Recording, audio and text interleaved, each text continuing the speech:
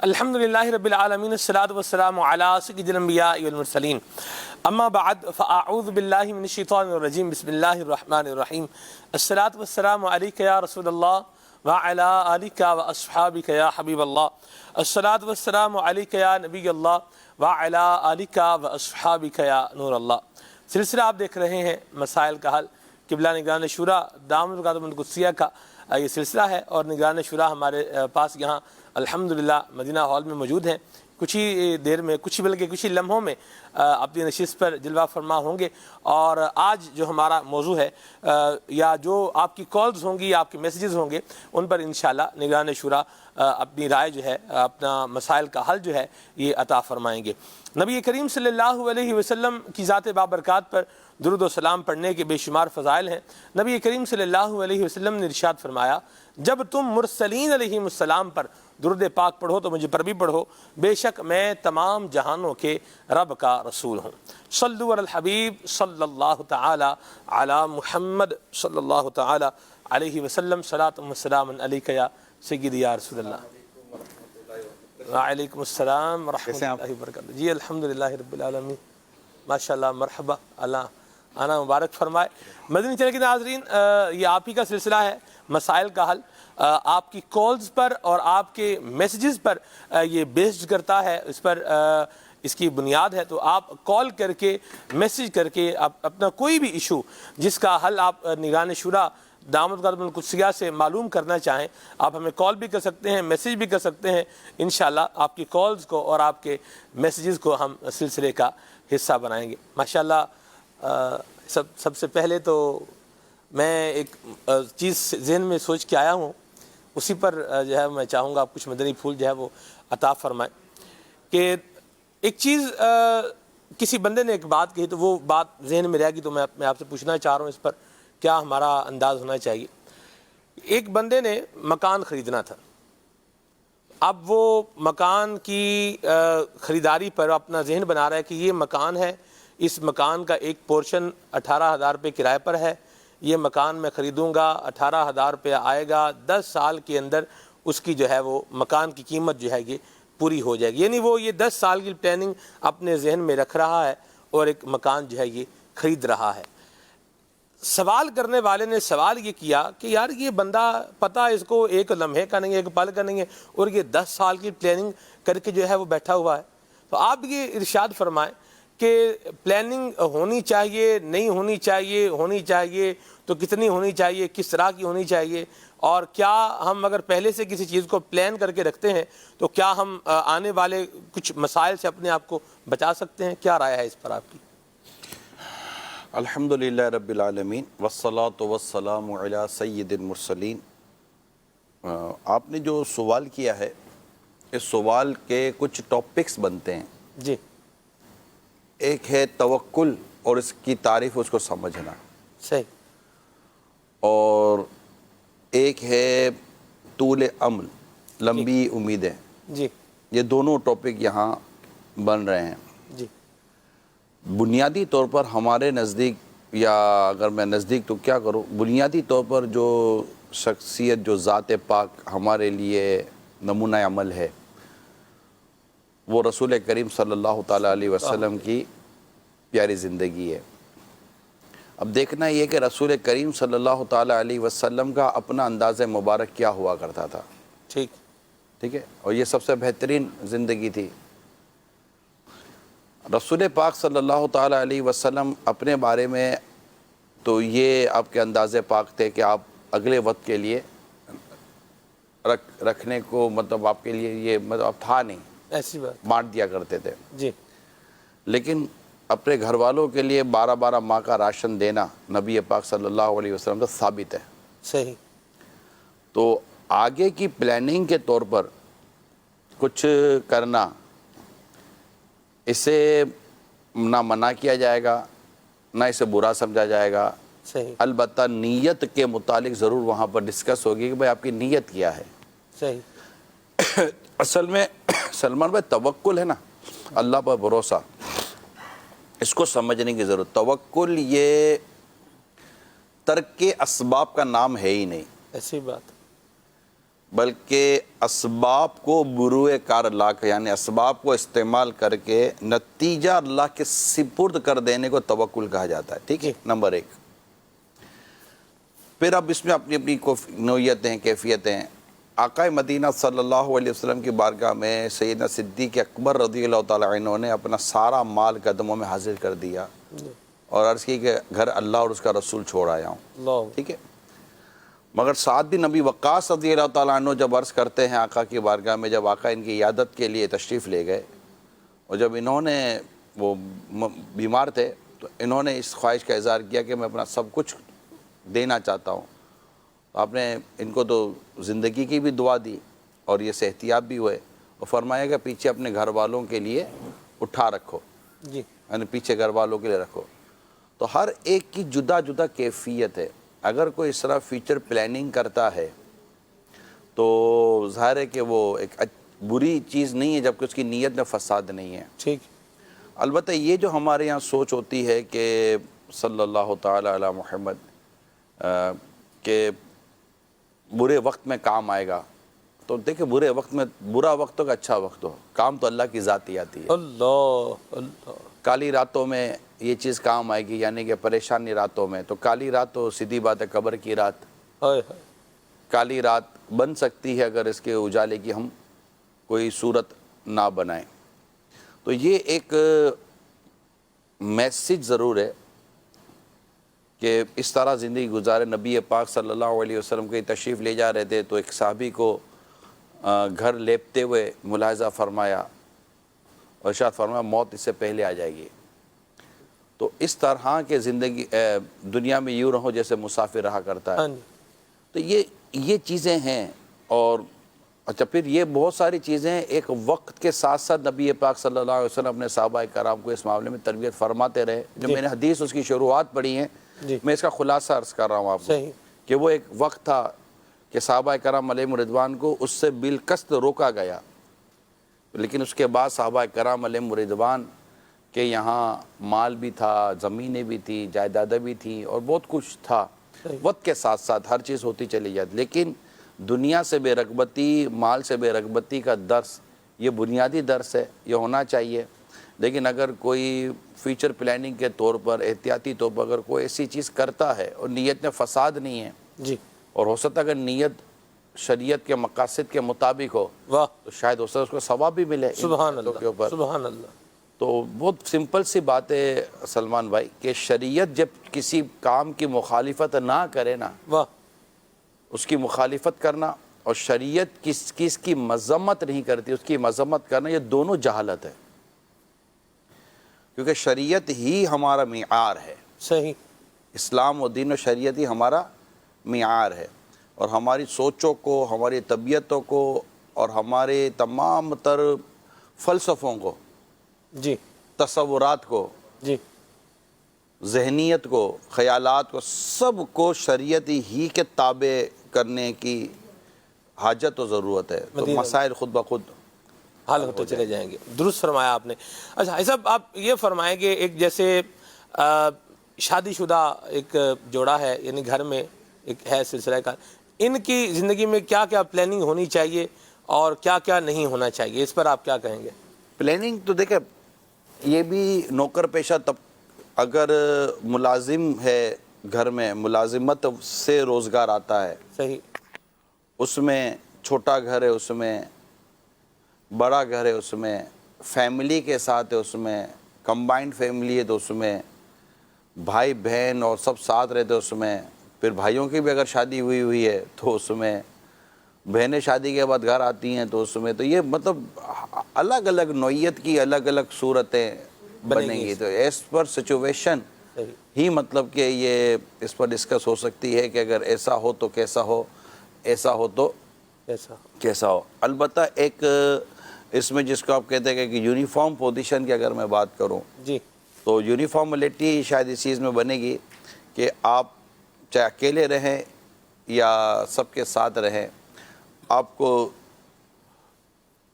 دو چیزیں بہت کمپلسری ہیں. صحیح. ایک کا نام کمبائنڈ لیتا ہوں، صبر و برداشت، اور دوسرا حسن اخلاق. اگر یہ 2 پر آپ کے لگ گئے تو آپ کی پرواز کو انشاءاللہ کوئی نہیں روک سکے گا. اگر 1 پر بھی ناقص ہے نا جی تو آپ کی اڑان میں پرابلم آئے گا. تو 1 پر ہوتا ہے صبر و برداشت کا اور 1 پر ہوتا ہے حسن اخلاق کا. جب آپ ان 2 پروں پر معاشرے میں اڑیں یا گھر میں اڑیں آپ کی پرواز دیکھنے سے تعلق رکھے گی. انشاءاللہ مدینے کی طرف آپ کا سفر جاری رہے گا. سبحان اللہ سبحان اللہ. 2 لفظوں میں بات ہی پوری کر دی آپ نے اس پر. کیا ضروری ہے پورا بنڈل دوں آپ کو یار. اللہ اللہ آپ کو برکت عطا فرمائے. موبائل کمپنی تھوڑی ہے بھیا. جی نہیں ماشاءاللہ اچھے مدنی پھول دیے ہیں آپ نے. مجھے ایک اور بات میں آج اپنے ناظرین کے لیے کچھ موضوع لایا تھا اگر آپ کہیں تو. جی جی جی جی اجازت ہو تو. جی اجازت ہے. اصل میں میرا موضوع آج میرے ناظرین کے لیے تھا تنقید. تنقید کو برداشت کرنا یہ عرض. کیونکہ تنقید جو ہے نا یہ بدقسمتی کے ساتھ ہمارے معاشرے کا ایک حصہ بنتی چلی جا رہی ہے. اور لوگ تنقید کرتے وقت کوئی سوچتے اور خیال نہیں کرتے. تو ایک جملہ میں آپ کو عرض کرتا ہوں. تنقید ہے نا یہ آپ کے حوصلے کا امتحان ہے. اب دیکھنا یہ ہے کہ تنقید کرنے والے کا حوصلہ زیادہ ہے کہ آپ کا حوصلہ زیادہ ہے. تنقید کی کئی صورتیں ہوتی ہیں. بعض کام آپ ایسے کرتے ہیں کہ جو کام آپ چونکہ آپ کر رہے ہیں لہٰذا وہ کسی کے لیے قابل برداشت نہیں ہوتا. اور اگر وہی کام کوئی اور کرے تو اس کے لیے کوئی اعتراض بھی نہیں ہوتا. تو جب آپ کا ذہن اس چیز کی طرف آ جائے گا کہ آپ نے اچھے اور درست کاموں کو جاری رکھنا ہے تو تنقید انشاءاللہ آپ کا راستہ نہیں روکے گی. اور اس کے لیے یہ ضروری ہے کہ آپ کا عمل ہم سب کا عمل اللہ ہی کے لیے ہو. جب اللہ ہی کے لیے ہمارا عمل ہوگا خواہ گھر کی خدمت ہو معاشرتی خدمت ہو قومی خدمت ہو ادارتی خدمت ہو پڑوسوں کی خدمت ہو یا رشتہ داروں کی خدمت ہو صلہ رحمی ہو یا حسن سلوک ہو اگر آپ کی نیت اللہ کو راضی کرنے کی ہے تو تنقید سے انشاءاللہ تعالی آپ کا کاروان آپ کا سفر رکے گا نہیں. اور اگر آپ کی نیت لوگوں سے تعریف اور ان کی حوصلہ افزائی لینے کی ہے تو پھر ممکن ہے کہ تنقید سے آپ کے راستے تنگ ہو جائیں اور آپ ایک اچھے اور عمدہ مقصد سے دور رہ جائیں. لہذا میری تمام تر دیکھنے سننے والوں سے یہ خاص التجا ہے کہ تنقید کو برداشت کرنے کی ہمت پیدا کریں کوشش کریں اور اپنے اندر قوت برداشت پیدا کریں. اور تنقید کرنے والے کا یہ ضرور اب تنقید ہوئی ہے تو اب دیکھ لے گا ہوئی ہے تو اب کیوں کی تنقید کہ واقعی میں نے کوئی غلط کام کیا نہیں صحیح ہے تو اب اس کے لیے دعا کر دیں ختم کریں. کیونکہ جب بندہ بعض اوقات ایسی چیزوں کو جب رپلائی کرتا ہے نا تو پھر وہ اس کی کوئی انتہا نہیں ہوتی اور آپ دوسرے کاموں میں مصروف ہو جاتے ہیں. آپ کبھی دیوار کے اندر سے آپ وہ سوراخ ہو جائے چھوٹا سا اب آپ اسے انگلی سے اس سے نکالتے تو مٹی نکلتی رہے گی آپ تھک جائیں گے مٹی ختم نہیں ہوگی آپ تھک جائیں گے. چھوڑ دیں اس کو. چیزیں بعض اوقات خود بخود درست ہو جاتی ہیں اور آپ کا سفر انشاءاللہ جاری رہے گا. تو اپنے اندر ہمت برداشت پیدا کریں اور اگر کوئی اچھا اور نیک کام کر رہے ہیں تو یہ آپ کہہ لیں خود سے کہہ لیں جو میں آپ کو کہنے جا رہا ہوں کہ خود سے یہ کہہ لیں کہ اس کی تعریف میری اس خدمت کو بڑھا نہیں سکے گی کیونکہ مجھ سے جو ہو سک رہا ہے میں کر رہا ہوں اور اس کی تنقید مجھے اس کی خدمت سے باز نہیں رکھ سکے گی کیونکہ میں کام اپنے رب کے لیے کر رہا ہوں. تو انشاءاللہ آپ کو سکون بھی ملے گا اور رب نے چاہا تو ثواب بھی ملے گا. سبحان اللہ. تنقید بھی کسی بات پہ تنقید ہونا ہے غلطی ہے اس پر کریٹیسائز بندہ کر رہا ہے تو چلو ٹھیک ہے سمجھ بھی آتا ہے خام کھا پانی میں مدھانی ڈالی ہے بندہ رڑکتا جا رہا ہے اس کو کام کرنے والے پر ہی मतलब गाड़ी जब तक गैराज में खड़ी है तो उसको कोई मसला नहीं होता, जब आप काम करेंगे तभी राय कायम होगी कि आपने काम सही किया या गलत किया, करना चाहिए था कि नहीं करना चाहिए था। करेंगे तब पता चलेगा ना। तो ये माशरे के मुख्तलिफ लोग होते हैं और घरों में भी यही माहौल होता है, बाहर भी यही माहौल होता है कि आपके काम करने के मुतालिक व्यूज़ बनते हैं। कोई कहता है कि सही किया, कोई कहता है आपने गलत किया। मगर आप अपने आप को जस्टिफाई करें कि अगर आपने वो काम जो किया है ये क्यों किया है। तो अगर मतलब कि आपका ज़मीर मुतमईन है, और ज़मीर मुतमईन बातों के ज़मीर जो है ना वो किसी और ही तरह से मुतमईन होते हैं, वो ज़मीर के मुतमईन होने का मियार भी कुरान और हदीस होना चाहिए। खाली लोग कहते हैं मेरा ज़मीर मुतमईन है, तब ज़मीर तो भैया उनका भी मुतमईन होता है जो चोरी करके गरीबों की मदद करते हैं। कहते हैं हमारा ज़मीर मुतमईन है, हम अपनी ज़ात पर खर्च नहीं करते, हम चोरी करते हैं, डकैती करते हैं, रिश्वतें लेते हैं और यूँ मतलब कि करते हैं और हम गरीबों की मदद करते। तो ये ज़मीर मुतमईन होना थोड़ी, तो ज़मीर ही मर गया इसका, कि इसको शरीयत ने इस चीज़ का मुकल्लफ़ किया ही नहीं है, इस चीज़ की इसको इजाज़त दी है कि वो लोगों का माल लूट कर गरीबों की मदद करे। अल्लाह ने जो तुझे दिया है उसमें तक तो 10 रुपये में से 5 रुपये की या 1 रुपये की गरीब की मदद कर, तेरे लिए क्या पता अल्लाह कबूल फरमा ले। सुभान अल्लाह। तो ज़मीर भी अल्लाह और उसके रसूल के अहकाम का पाबंद होना ज़रूरी है। वाह। महज ज़मीर का ये कह देना, ये जुमला कह देना कि मेरा ज़मीर मुतमईन है, तो ये उस ज़मीर साहब से फिर मुलाकात करनी पड़ेगी और उस ज़मीर साहब से फिर थोड़ी डिस्कस करनी पड़ेगी और वो मिस्टर ज़मीर को फिर शरीयत का गुस्ल देना पड़ेगा, तब जाकर वो ज़मीर क्लियर होगा। बाज़ औक़ात एक बंदे की आदत होती है कि वो, डॉक्टर साहब कुछ फरमा रहे हैं आप, एक बंदे की आदत होती है कि उसका काम ये है कि उसने कोई ना कोई बात लगा के रखनी है, यानी किसी ना किसी बात पे कीड़ा उसने निकाल के रखना है। तो ऐसे बंदे को जब तक आगे से जवाब ना दिया जाए या कम से कम उसको खामोश ना कराया जाए, लाजवाब ना किया, तो ये तो करता ही रहेगा, ऐसे खाम खा परेशान करता रहेगा। कुछ तो कार्रवाई जवाबी होनी चाहिए। बिल्कुल दीवार की तरह होते हैं कि जिनको जितनी बार बॉल फेंकोगे ना उसने रिटर्न ही देनी है। सामने को बॉल पकड़ने वाला हो तो मैं उसको दूँ ना, जब भी फेंकूंगा तब वापस मेरे पास ही आनी है। तब इतना टाइम किसके पास है जो अपने जवाब की बॉल फेंकता और उन्हें वो वापस फेंकता रहे, फेंकता और वापस फेंके, दूसरे काम ना कर लो। मदीना मदीना माशाल्लाह। इसमें ऐसा बाज़ दफ़ा ऐसा होता है कि इंसान तनकीद अगर कर रहा होता है किसी के ऊपर, किसी चीज़ को गलत चीज़ नज़र आ रही होती है, उसके पॉइंट ऑफ व्यू के हिसाब से तो वो सही होती है, लेकिन सामने देखने वाला होता है उसमें कहीं झोल नज़र आ रहा होता है, तो जो जिस कर रहा होता है तो वो ये कहते हैं यार आप खामखा मेरे पे क्यों तनकीद कर रहे हो, मैं जो कर रहा हूँ बिल्कुल सही कर रहा हूँ।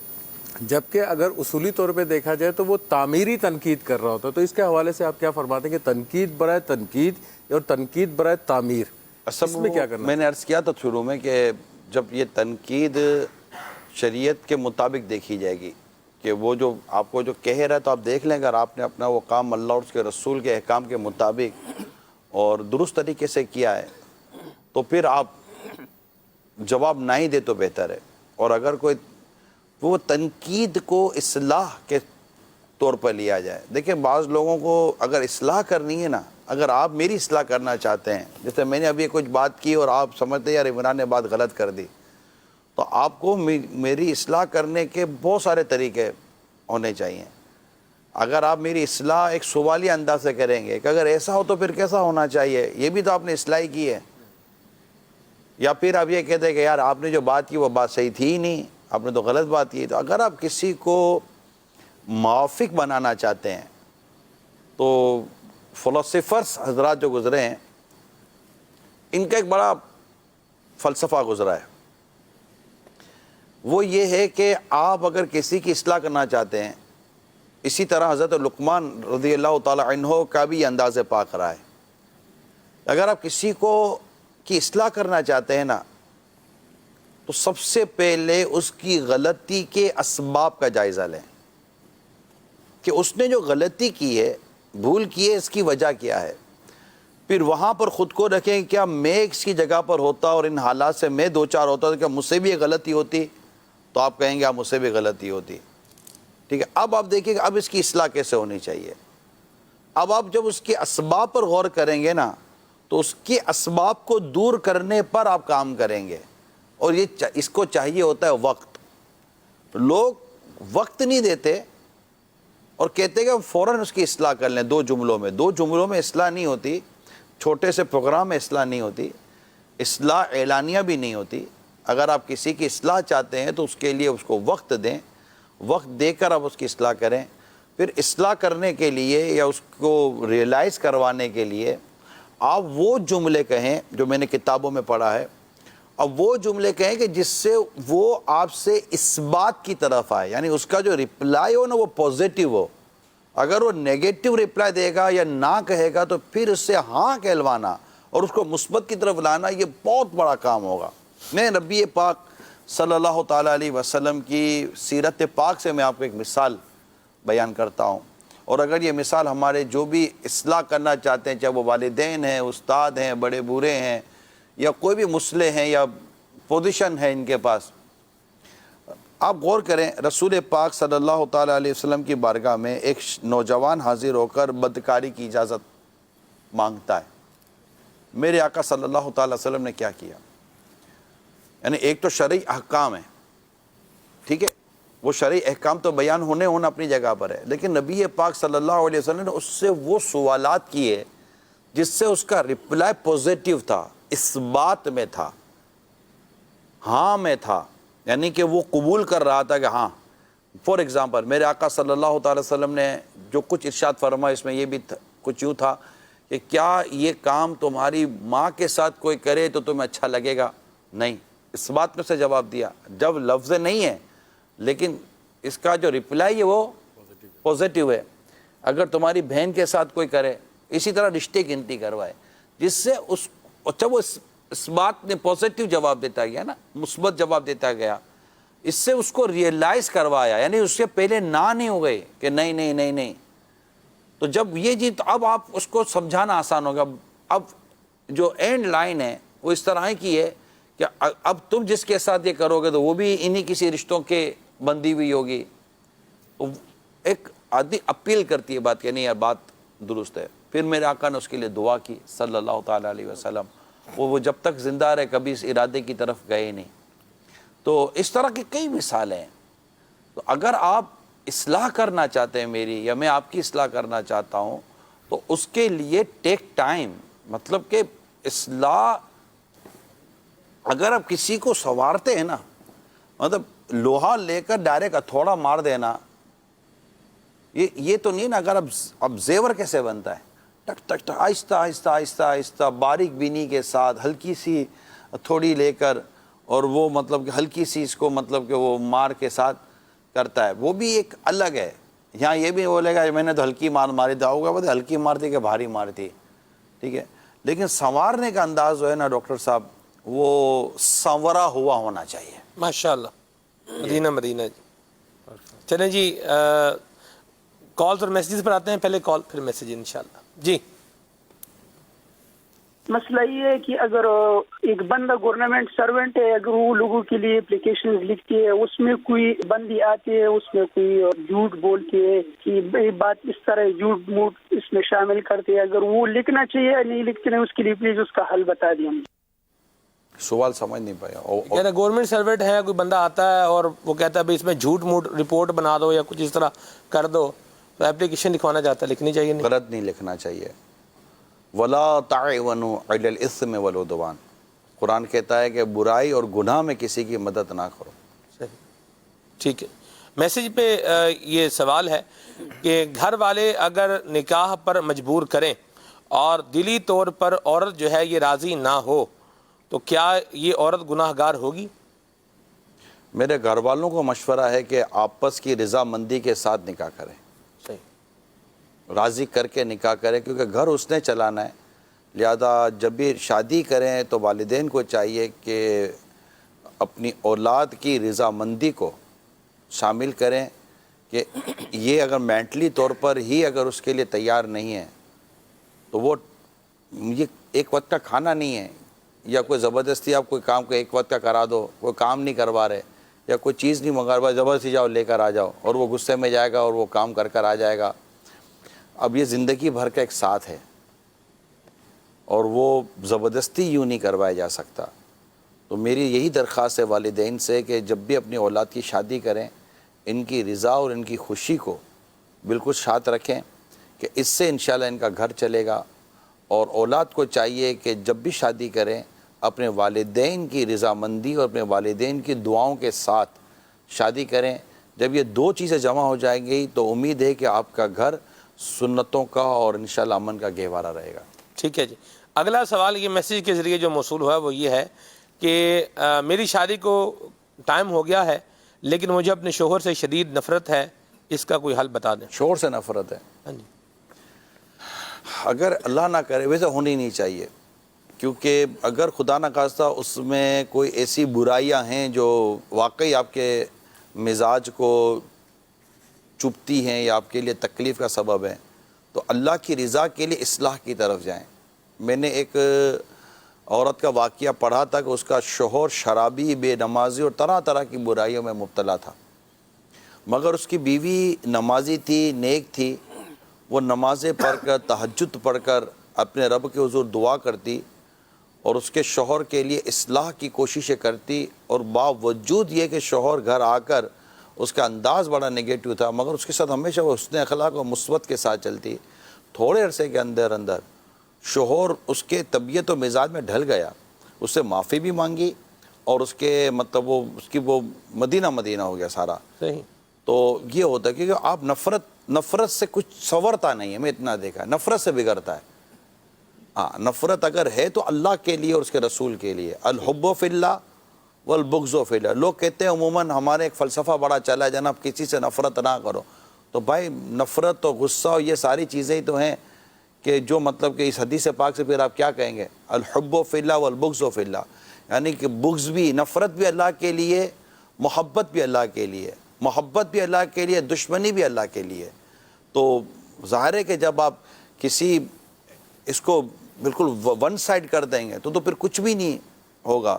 تو اعتدال کی راہ ہونی چاہیے, کس سے محبت کرنی ہے اور کس سے نفرت کرنی ہے. اب گناہ سے تو بندہ نفرت کرے گا نہیں کرے گا, کہ گناہ سے ہی محبت کرے گا.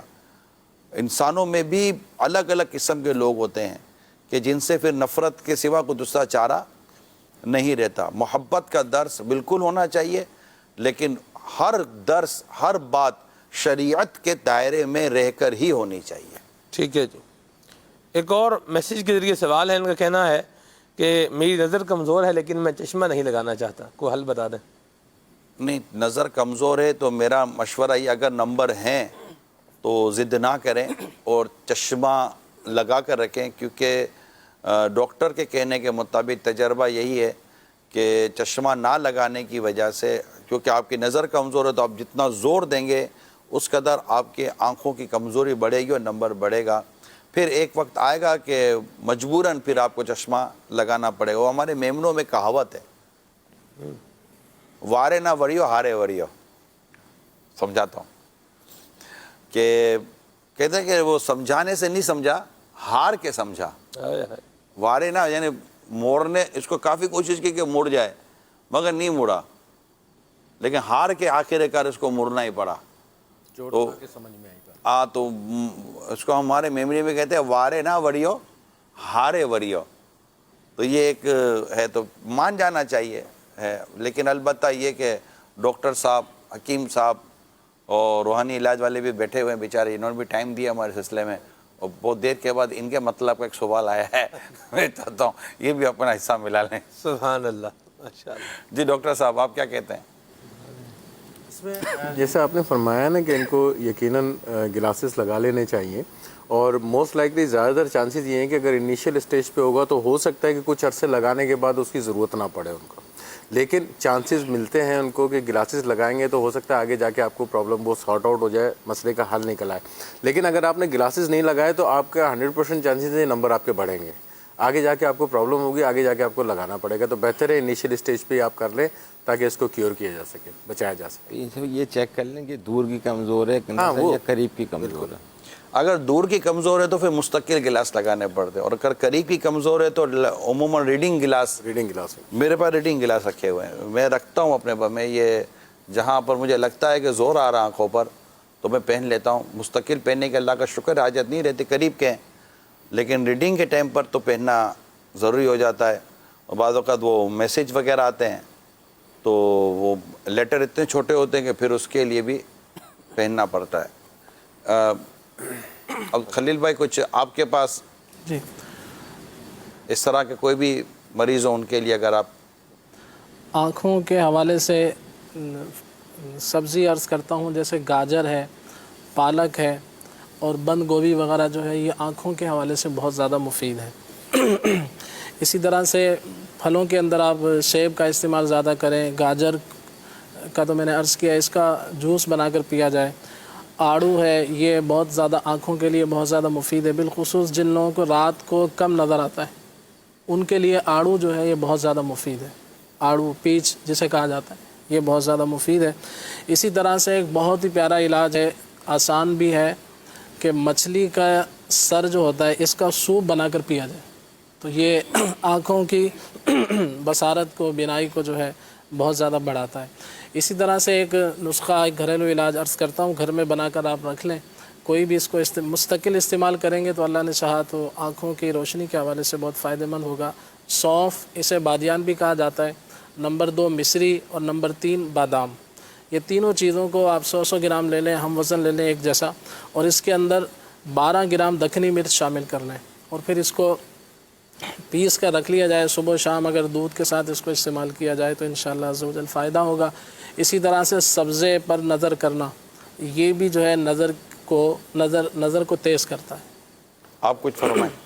آنکھوں کی بینائی اگر کمزور، زمزم شریف کو دیکھنے سے بھی نظر تیز ہوتی ہے، قبلہ رو بیٹھنے سے بھی نظر تیز ہوتی ہے، سبزہ دیکھنے سے بھی نظر تیز ہوتی ہے۔ امام شافعی رحمۃ اللہ تعالیٰ علیہ نے یہ 2-4 چیزیں ارشاد فرمائی۔ آنکھوں کی بینائی اگر کسی کی کمزور ہو چکی ہو تو ہر نماز کے بعد 1 مرتبہ آیت الکرسی شریف پڑھنا شروع کریں، اللہ لا الہ الا هو الحی القیوم، اور جب آیت الکرسی شریف کے اس حصے پر پہنچیں ولا یعودہ حفظہما، تو اب اپنے دونوں ہاتھوں کی انگلیاں آنکھوں پر رکھ لیں اور ولا یعودہ حفظہما اس کی تکرار کریں 11 مرتبہ پڑھیں، پڑھ کر آخر میں وہو العلی العظیم 1 مرتبہ پڑھ لیں۔ جب یہ اس انداز سے آیت الکرسی شریف پوری ہو جائے تو اب اپنے دونوں ہاتھوں کی انگلیوں پر دم کر کے آنکھوں پر پھیر لیں۔ اعلیٰ حضرت رحمۃ اللہ تعالیٰ علیہ نے ارشاد فرمایا کہ اگر کوئی مستقل مزاجی کے ساتھ عمل کرے تو کبھی وہ نابینا نہیں ہوگا، اور اس وظیفے کی خاصیت یہ ہے کہ آنکھوں کی بیماریاں، آنکھوں کی کمزوری، بینائی کی کمزوری سب اللہ کی رحمت سے دور ہو جاتی ہیں۔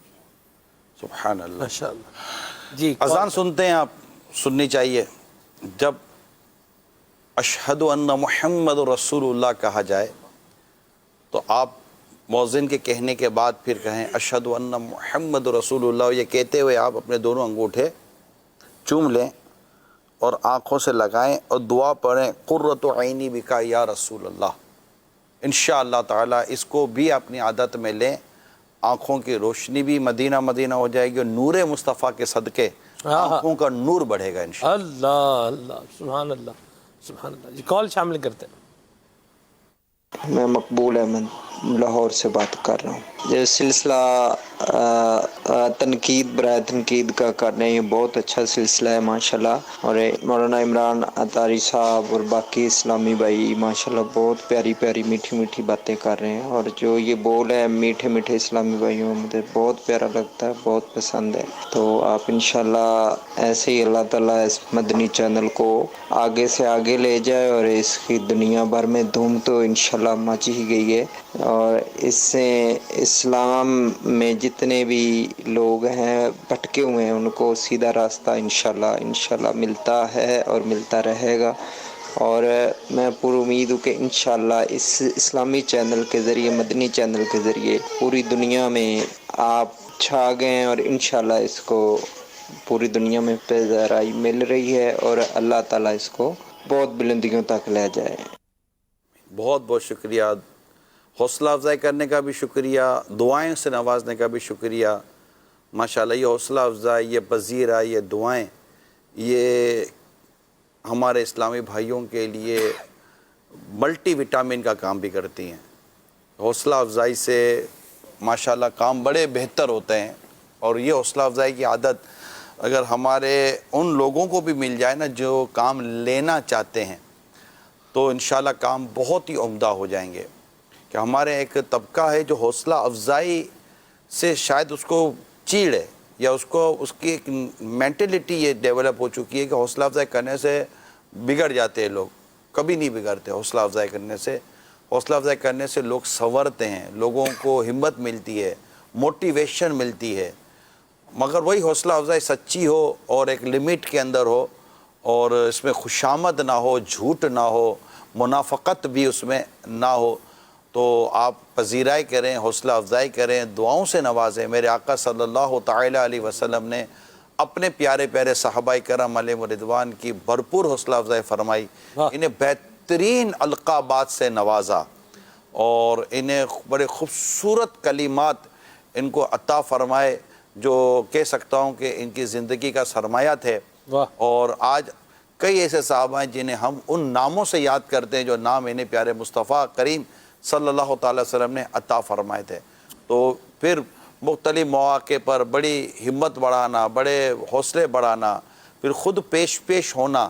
غزوہ خندق کے موقع پر جب صحابہ کرام خندق کھودتے تو میرے آقا صلی اللہ علیہ وسلم بھی از خود ان میں شریک ہو گئے تھے, اور حتیٰ کہ آپ کے شکم مبارک نے پیٹ مبارک سے گرد بڑھ کر لپٹ کر اس کے بوسے لیا کرتی تھی, اور اشعار پڑھے جاتے تھے, اور میرے آقا بھی ان کے ساتھ مل کر اشعار پڑھتے تھے, اور پھر ایک وقت آتا سب مل کر اشعار پڑھا کرتے تھے. اور بڑا مطلب کہ ایک آپ خود سوچئے کہ غزوے کا وقت, خندق کھودی جا رہی ہے, دشمن کے مطلب کہ لڑائی کا وقت ہے, اور پھر یہ کیفیت ہوتی. تو جب ایک آپ کی قیادت آپ کے ساتھ کھڑی ہے اور وہ بڑھ کر آپ کے ساتھ یہ کام کر رہی ہوتی ہے نا, تو پھر اس کے اثرات کچھ اور ہی ہوا کرتے. غزوہ بدر میں میرے آقا صلی اللہ تعالی وسلم میدان بدر میں موجود تھے. غزوہ خندق میں میرے آقا غزوہ احد میں میرے آقا مقام احد پر ہی موجود تھے. تو یہ مطلب ایک, اور کئی جگہوں پر بھوک تو میرے آقا صلی اللہ علیہ وسلم نے بھی بھوک برداشت فرمائی, اور بھوک نے میرے آقا کی بارگاہ میں 12 حاضریاں دی ہیں. اور تو صحابہ کرام علیہ رضوان ملاحظہ کر رہے ہیں کہ ہمارے آقا کی بارگاہ میں جب بھوک حاضری دے رہی ہے تو انہوں نے بھی بھوک کو سینے سے لگایا. اسی طرح بہت ساری چیزیں ایسی ہیں کہ میرے آقا صلی اللہ علیہ وسلم کے کاشان اقدس گھر مبارک میں کہتے کئی دنوں تو چولہا نہیں جلتا تھا, بلکہ آقا فرماتے ہیں کہ کئی دنوں تو 2 کالی, روایت میں آتا ہے کہ 2 کالی چیزوں پہ گزارا ہوتا, ایک پانی اور ایک کھجور. تو یہ چیزیں ہوا کرتی تھیں. اب جو غلام ہیں, جو صحابہ کرام علیہ رضوان ہیں, یہ دیکھ رہے ہیں کہ آقا دو جہاں صلی اللہ علیہ وسلم کس کیفیت کے ساتھ زندگی گزار رہے ہیں, اور یہ سب اختیاری تھا میرے آقا صلی اللہ علیہ وسلم کے لیے. ورنہ آپ اشارہ فرماتے تو پہاڑ سونے و چاندی کے ہو کر آپ کے ساتھ چلنا شروع کرتے, قدموں میں لوٹ کر وہ مطلب اپنی وہ سعادت سمجھتے. تو یہ چیزیں ہیں.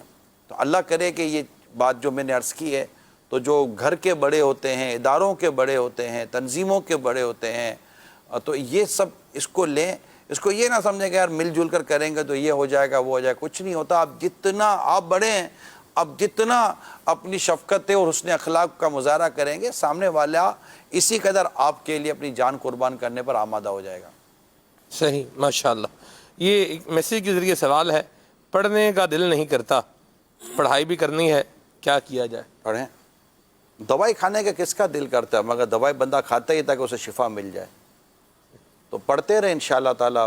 اور مطالعے کے لیے حکمت عملی یہ ہوتی ہے سلمان بھائی کہ مطالعے کے لیے پہلے دلچسپ موضوع لیے جاتے ہیں. یعنی بندہ پڑھتا تو ہے, اب دلچسپی کس میں ہے, تو تھوڑی دلچسپی والی چیز لے کر پھر تھوڑا آئیں تو وہ آہستہ آہستہ بک ریڈنگ کی طرف کم از کم آدھا پونا گھنٹہ روزانہ مفید کتاب کو لازمی پڑھنا چاہیے.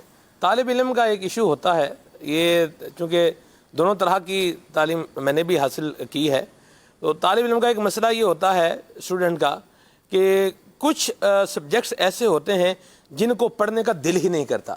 جیسے ایک سائنس اسٹوڈنٹ ہے, اب اس کا جو ہے نا وہ یہ فزکس پڑھنے کا دل ہی نہیں کر رہا, یا آرٹس اسٹوڈنٹس ہے, آرٹس کا اسٹوڈنٹ ہے, اس کا جو ہے نا یہ یوں کہہ لیں کہ مطالعہ پاکستان ہے یا جغرافیہ ہے, اس کو پڑھنے کا بس دل ہی جو ہے نا وہ یہ نہیں کر رہا. یوں ہی آپ آ جائیں ہمارے ریلیجس ایجوکیشن کے اندر آ جائیں, تعلیم کے اندر, تو اس میں ایک طالب علم ہے جس کا دل کرتا ہے یار صرف تو میں نے پڑھنی ہی نہیں ہے, منطق تو یہ ایسے بس دماغ چاٹنے والی کتاب ہے, یہ تو پڑھنا ہی نہیں ہے.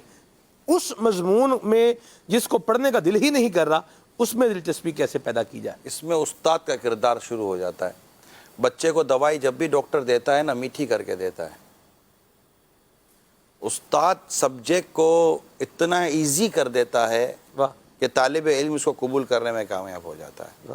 استاد کا کام ہے یہاں پر, استاد کا کردار ہے. یہ ایک دو کے ساتھ نہیں ہے, لاکھوں کروڑوں اسٹوڈنٹ کے ساتھ یہی پرابلم ایسی ہوتا ہے. بات. ٹھیک ہے, آپ کو شاید کوئی ایسے شاگرد ملیں گے, اسٹوڈنٹ ملیں گے جو تمام سبجیکٹ میں انٹرسٹ لے رہے ہوتے ہیں. پاس ہونے کے لیے انٹرسٹ لینا اور بات ہے, لیکن ایک سیلف انٹرسٹ ہوتا ہے, دلچسپی ہوتی ہے. کسی سبجیکٹ میں ہوتی, کسی سبجیکٹ میں نہیں ہوتی. جس میں نہیں ہوتی نا, اب اس کی وہ سمجھ میں نہیں آ رہا ہوتا. جیسے جیسے وہ سمجھ میں نہیں آ رہا ہوگا نا, دلچسپی کم ہوتی چلی جائے گی, کوفت ہوگی. استاد کا کام ہے کہ اپنے طالب علم کے اندر, اسٹوڈنٹ کے اندر اس سبجیکٹ کو اتنا میٹھا کر کے, کہتے ہیں نا مٹھائی بنا دے اس کی نا, حلوہ بنا دے اس کو, وہ بولے اب کھاؤ, تو وہ کھائے گا. وہ یہ استاد کی قابلیت یہاں بہت میٹر کرتی ہے. ہمارے کئی اساتذہ ہیں, ہم نے ہمارے استاد صاحب سے منطق آپ سمجھتے کہ منطق اتنا آسان سبجیکٹ نہیں ہے, ایسی بات. لیکن ہمارے استاد صاحب ہم کو جب منطق پڑھاتے تھے تو بڑی خوبصورت طریقے سے پڑھاتے تھے. بلکہ ہمارے استاد صاحب نے ہمیں جو نحو پڑھائی نہیں, ہمیں استاد صاحب نے نحو لکھوا, ہم روز نحو لکھتے تھے. واہ, اتنی موٹی کاپی تیار ہوئی تھی, اتنی موٹی کاپی. یعنی کہ وہ نحو جو انہوں نے لکھوائی تھی, اگر آج آ جائے اور اس کو پڑھانے والے آ جائیں, شاید ہی کوئی طالب علم ہو جس کے لیے نحو پڑھنا مشکل ہو جائے. واہ. اور یہ صرف میں تو وہ ہم کو مثالیں دیا کرتے تھے نا, کہ صرف یوں اور صرف میں فلاں یوں تھا, فلاں یوں تھا. یہ تو ایسا مطلب وہ بھارتے تھے کہ ہم تو موٹر سائیکل پہ میں گھر جاتا تھا تو صرف کی گردانیں کرتا رہتا تھا. یہ سمجھے, تو یہ ہمیں یہ سب یہ کیا, حالانکہ کتنا وہ گرامر ہے نا, گرامر میں نارملی دلچسپی نہیں ہوتی. نہیں, ایسی بات. اب یہ کہ چونکہ اب لوگ کی ایک سائیکی بدل گئی ہے, تو اب way of teaching, method of teaching, جو ٹاپکس ہیں ان کو ڈیلیور کرنے کے انداز, اب ورچوئل انداز کافی ہے. تو جناب وہ ملٹی میڈیا کے انداز ہو گئے ہیں. تو اس طرح بہت ساری چیزیں ہیں. میری تو یہ درخواست ہے ہی کہ دنیاوی تعلیم میں بھی تیزی کے ساتھ میتھڈ آف ٹیچنگ پر کام ہو رہا ہے, تو دینی طالب علموں کے لیے بھی میتھڈ آف ٹیچنگ پر کام ہونا چاہیے. وہاں بھی حالانکہ وہاں تو دلچسپی ہے دنیاوی تعلیم میں, کہ وہاں پر لوگوں کے مستقبل لوگوں نے اپنا وابستہ کر لیا ہے. ٹھیک ہے, اور یہاں تو دلچسپی کم ہے. جہاں آلریڈی لوگوں کی دلچسپی ہے, وہاں اس کو اور بہتر سے بہتر کرنے کی اور کتابوں کو بہتر کرنے کی کوششیں کی جا رہی ہیں. جہاں دلچسپی ویسے ہی نہیں ہے, تو وہاں تو اس کی حاجت وہاں سے مقابلے میں زیادہ ہے, کہ انسان تو وہی ہے نا. صحیح, ٹھیک ہے جی. یہ کہہ رہے ہیں, میسیج کے ذریعے سوال پوچھ رہے ہیں, یہ کہہ رہے ہیں کہ جو حج کر کے آیا ہے, کیا وہ اپنے طواف لوگوں کو بتا سکتا ہے کہ میں نے اتنے طواف کیے؟ نیت تو منحصر ہے. اگر اس کی نیت میں فساد نہیں ہے اور کوئی اچھی نیت بنتی ہے تو ٹھیک ہے, ورنہ عموماً اس طرح کی نیتیں بنانا ہے مشکل. اگر آپ اپنی نیکی, خود کو نیک ثابت کرنے کے لیے اور لوگوں کی تعریف چاہنے کے لیے, مال بٹورنے کے لیے اگر اپنی عبادت کا اظہار کریں گے, تو پھر جو یہ ریاکاری کی طرف چلا جائے گا. یعنی اس کے لیے عبادت کرنا یہ ریاکاری ہے. اور پھر حب جاہ, کہ آپ کو اگر شہرت چاہیے, لوگوں میں واہ چاہیے, تو ظاہر ہے کہ پھر اس کے برے اثرات مرتب ہونے کے بھی پہلو ہیں. بعض صورتوں میں اللہ نہ کرے گناہوں میں مبتلا نہ ہو جائے. اللہ بچائے, اللہ بچائے. جی, کالز بھی شامل کریں. جی, السلام علیکم ورحمۃ اللہ وبرکاتہ. وعلیکم السلام ورحمۃ اللہ وبرکاتہ. اسلامی بھائی, مجھے رات کو خواب وغیرہ بہت آتے ہیں, اس کے لیے کوئی وظیفہ وغیرہ بتائیں. نیند آتی ہے تو بھیا خواب آتا ہوگا نا. خواب کے لیے سونا ضروری ہے. بندہ سوتا ہے تو خواب دیکھے گا, جاگتی آنکھوں سے جاگتا آدمی خواب نہیں دیکھے گا. تو ایک تو یہ کہ ان کو مطلب ان کو نیند آتی ہے, پازیٹیو لیں. کہتے کمزوری کو اپنی طاقت بنا لو. ہاں ہاں, ٹھیک ہے, پازیٹیو لیں. ڈاکٹر صاحب کیا کہ بھائی آدمی سویا ہے تو خواب دیکھ رہا ہے نا. تو پہلے تو یہ دیکھیں کہ آپ کو نیند اچھی آ جاتی ہے, جب آپ اٹھتے ہیں تو آپ کو لگتا ہے کہ میں فریش ہوں. خواب یاد آنا اپنی جگہ پر ہے, لیکن فریش ہوں تو اس پہ اللہ کا شکر ادا کرے, یا اللہ تو نے مجھے اچھی نیند دی ہے. نہ میری نماز جاتی ہے, نہ میرے دنیا کا کوئی نقصان ہو رہا ہے, نہ میری آخرت کا نقصان ہو رہا ہے. تو شکر کے پہلو کی طرف جائیں تو خواب اتنا پرابلم نہیں کرے گا. وہ خواب ہی ہوتا ہے, ٹھیک ہے, بلبلے کی طرح ہوتا ہے, آنکھ کھلی پھٹ گیا. ٹھیک ہے. اسی طرح میں تو اس پر نہیں اب ان کو اصل تو جواب چاہیے ہوگا. بولے گا جواب تو نہیں دیا, تسلی دے دی میرے کو. تو ایک تو یہ پازیٹیو چیز تھی جو میں نے آپ کے سامنے رکھی ہے. دوسرا یہ کہ اگر خواب سے واقعی آپ کو پریشانی لاحق ہوتی ہے اور ایسے خواب آتے ہیں جو واقعی پریشان کر رہے ہوتے ہیں, تو میرا مشورہ یہ ہے کہ آپ باوضو سوئیں اور آیت الکرسی پڑھ کر سوئیں, خود پر دم کر کے سوئیں, سورہ اخلاص, سورہ فلق اور سورہ ناس تینوں صورتیں پڑھ کر تین مرتبہ اپنے ہتھیلیوں پہ دم کر کے پورے بدن پر ہاتھ پھیر کر سوئیں, اور سوتے وقت سورہ کافرون آپ کا آخری کلمہ ہو, وہ پڑھ کر آپ سو جائیں. جو میں نے عرض کیا ہے اس پر آپ عمل کریں, پھر آپ کال کر کے بتائیں کہ آپ کو فرق محسوس ہو رہا ہے یا نہیں ہو رہا. ٹھیک ہے, صلو علی الحبیب صلی اللہ تعالی علیہ وسلم. اب اس میں آ رہا یہ چاروں طرف سے آ گئے. ڈاکٹر صاحب بھی دیکھ رہے ہیں, حکیم صاحب بولے یار باری نہیں آ رہی ہے. آ رہا جی ڈاکٹر صاحب کچھ آپ فرمائیں گے؟ خلیل بھائی اس میں یہ عرض کرنے لگا تھا کہ اس میں بعض اوقات ایسا ہوتا ہے, بعض لوگوں کو نیند تو ان کو آ جاتی ہے مگر ساری رات وہ گھومتے ہی رہتے ہیں کہیں نہ کہیں خواب میں.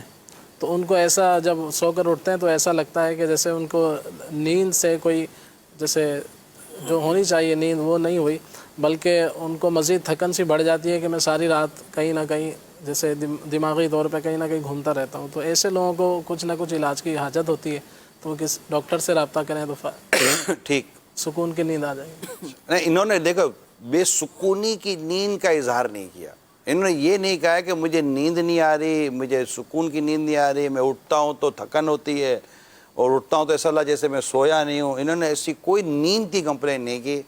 ان کا سوال بڑا واضح ہے کہ میں جب مجھے خواب تنگ کرتے ہیں, خواب بہت آتے, تنگ بھی نہیں کرتے, خواب بہت آتے ہیں, بھائی یہ کہا ہے. وہ تو روحانی علاج ہی ٹھیک کرے گا. جی آپ کچھ فرمائیں. دو چیزیں آئی سب اس میں عرض کروں گا. حاجی صاحب کو کچھ نہیں ہو رہا ہے, آپ ان کو بتائیں.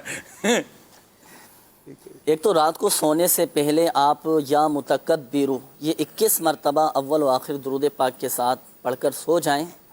سنت کے مطابق سیدھی کروٹ سونے کی بھی عادت بنائیں, اور جیسے نگرانی شورا نے فرمایا کہ سونے سے پہلے باوضو سوئیں, سونے سے پہلے کے تمام اراد و وظائف پڑھ کر سوئیں. اللہ کی رحمت سے انشاءاللہ عز و جل آپ کا مسئلہ حل ہو جائے گا. دوسری چیز یہ کہ اپنے خیالات, اپنی سوچیں, اپنی فکریں یہ پاک و صاف رکھیں, اچھا دیکھیں, اچھا سوچیں. آپ دیکھیں دن بھر کے جو روزمرہ کے معاملات ہوتے ہیں نا, بعض اوقات وہی ساری دن بھر کی مصروفیات, وہی کام کاج خواب کی صورت میں بھی آ جاتی ہیں, جس کی وجہ سے اٹھنے کے بعد بھی ایسا محسوس ہوتا ہے کہ مجھے خواب بہت زیادہ آتے ہیں. تو بہرحال اچھا دیکھیں, اچھا سوچیں, اچھی صحبت اختیار کریں, نیکیوں کی کثرت کریں. آپ دیکھیں انشاءاللہ عز و جل اطمینان اور سکون والی نیند بعض اوقات یہ ہوتا ہے آدمی اور فائدہ بھی ہوگا انشاءاللہ. اٹھے تو اس کو لگتا ہے مطلب برسوں گزر گئے, خواب ہی نہیں دیکھا. یہ بھی مسئلہ ہے. اٹھو تو جیسے کوئی خواب ہے ہی نہیں, دیکھا ہی نہیں ہے, پتہ نہیں سوئے میں کدھر تھے. واقعی سوئے تھے تو پھر خواب کیوں نہیں آیا؟ اگر خواب آیا ہے تو یاد کیوں نہیں ہے؟ یہ بھی لوگوں کے ساتھ اس طرح کے واقعات ہوتے ہیں. ڈاکٹر زیرک ماشاءاللہ ہمیں یو کے سے جوائن کیا ہے. ہم آپ کو سلسلے میں کیا ویلکم کرتے ہیں, مرحبا کرتے ہیں, جو بھی کرتے ہیں آپ لے لینا. ٹھیک ہے, آپ کچھ فرمائیں. اب آپ ہی ایسے خواب کے موقع پر آئے ہو. جی ویسے میں ایک عرض کر دوں ڈاکٹر صاحب, آئی ایم سوری, میری یہ جو بھی ہمارے اسلام بھائی نے سوال کیا, ظاہر ہے کہ ان کو ہم نے ایک شکر کا پہلو بھی دیا اور ایک بات بتائی, لیکن دعا ضرور کرنی چاہیے کہ اللہ تعالیٰ ان کی بے چینی کو دور کر دے. آمین. ایک بے چینی ہے, ایک اس کی ایک پریشانی ہے, اللہ کریم آپ کی پریشانی پر رحمت کی نظر فرمائے. آمین. جی ڈاکٹر صاحب. جی اس پہ ماشاءاللہ جنید بھائی نے بھی جو ہے اس طرف توجہ دی. نفسیاتی طور پر یہ ہوتا ہے کہ خواب جو ہمارے دن کے دوران جو ذہن کی سوچیں ہیں اس کی عکاسی کرتے ہیں, اور ظاہر ہے کہ اگر جو دن بھر میں ہم سوچتے رہیں گے تو بعض دفعہ خواب جو ہے اس حوالے سے آتے ہیں. سوچیں اگر منتشر ہوں گی, پریشانی کا شکار ہوں گے, مشکلات کو سامنا کرنے کی جو ہے وہ صلاحیت نہیں ہوگی, یا دیگر اس طرح کے حوالے سے بعض دفعہ یوں بھی ہوتا ہے کہ دیگر چیزیں تو ٹھیک ہیں لیکن میں اپنی سوچوں کا رخ جو ہے وہ مجھ سے کنٹرول نہیں ہو پا رہا, کبھی کدھر کی سوچ آتی ہے, کبھی کس طرف کی سوچ آتی ہے. تو یہ بھی ایک بنیادی ریزن ہو سکتا ہے, اور اس حوالے سے جو ہے وہ کافی ساری مطلب तरीके हैं जिससे जो है वो इंसान अपनी सोचों को कंट्रोल कर सकता है। इसके लिए अल्हम्दुलिल्लाह अज़्ज़ व जल आजकल एक जो है वो वैसे काफी अरसे से माइंडफुलनेस के नाम से जो है एक तरीका है जिसमें आप जो मौजूदा वक्त है इसमें अपने आप को तसव्वुर करते हैं और प्रेजेंट में जो है वो अपने आप को फील करने की कोशिश करते हैं। इसका फायदा ये होता है कि आपके जिस्म को सुकून मिलता है, बजाय इसके कि आप अपने पास्ट या मुस्तकबिल के उन चीजों के हवाले से सोचें जिनके हवाले से आप कुछ कर ही नहीं सकते।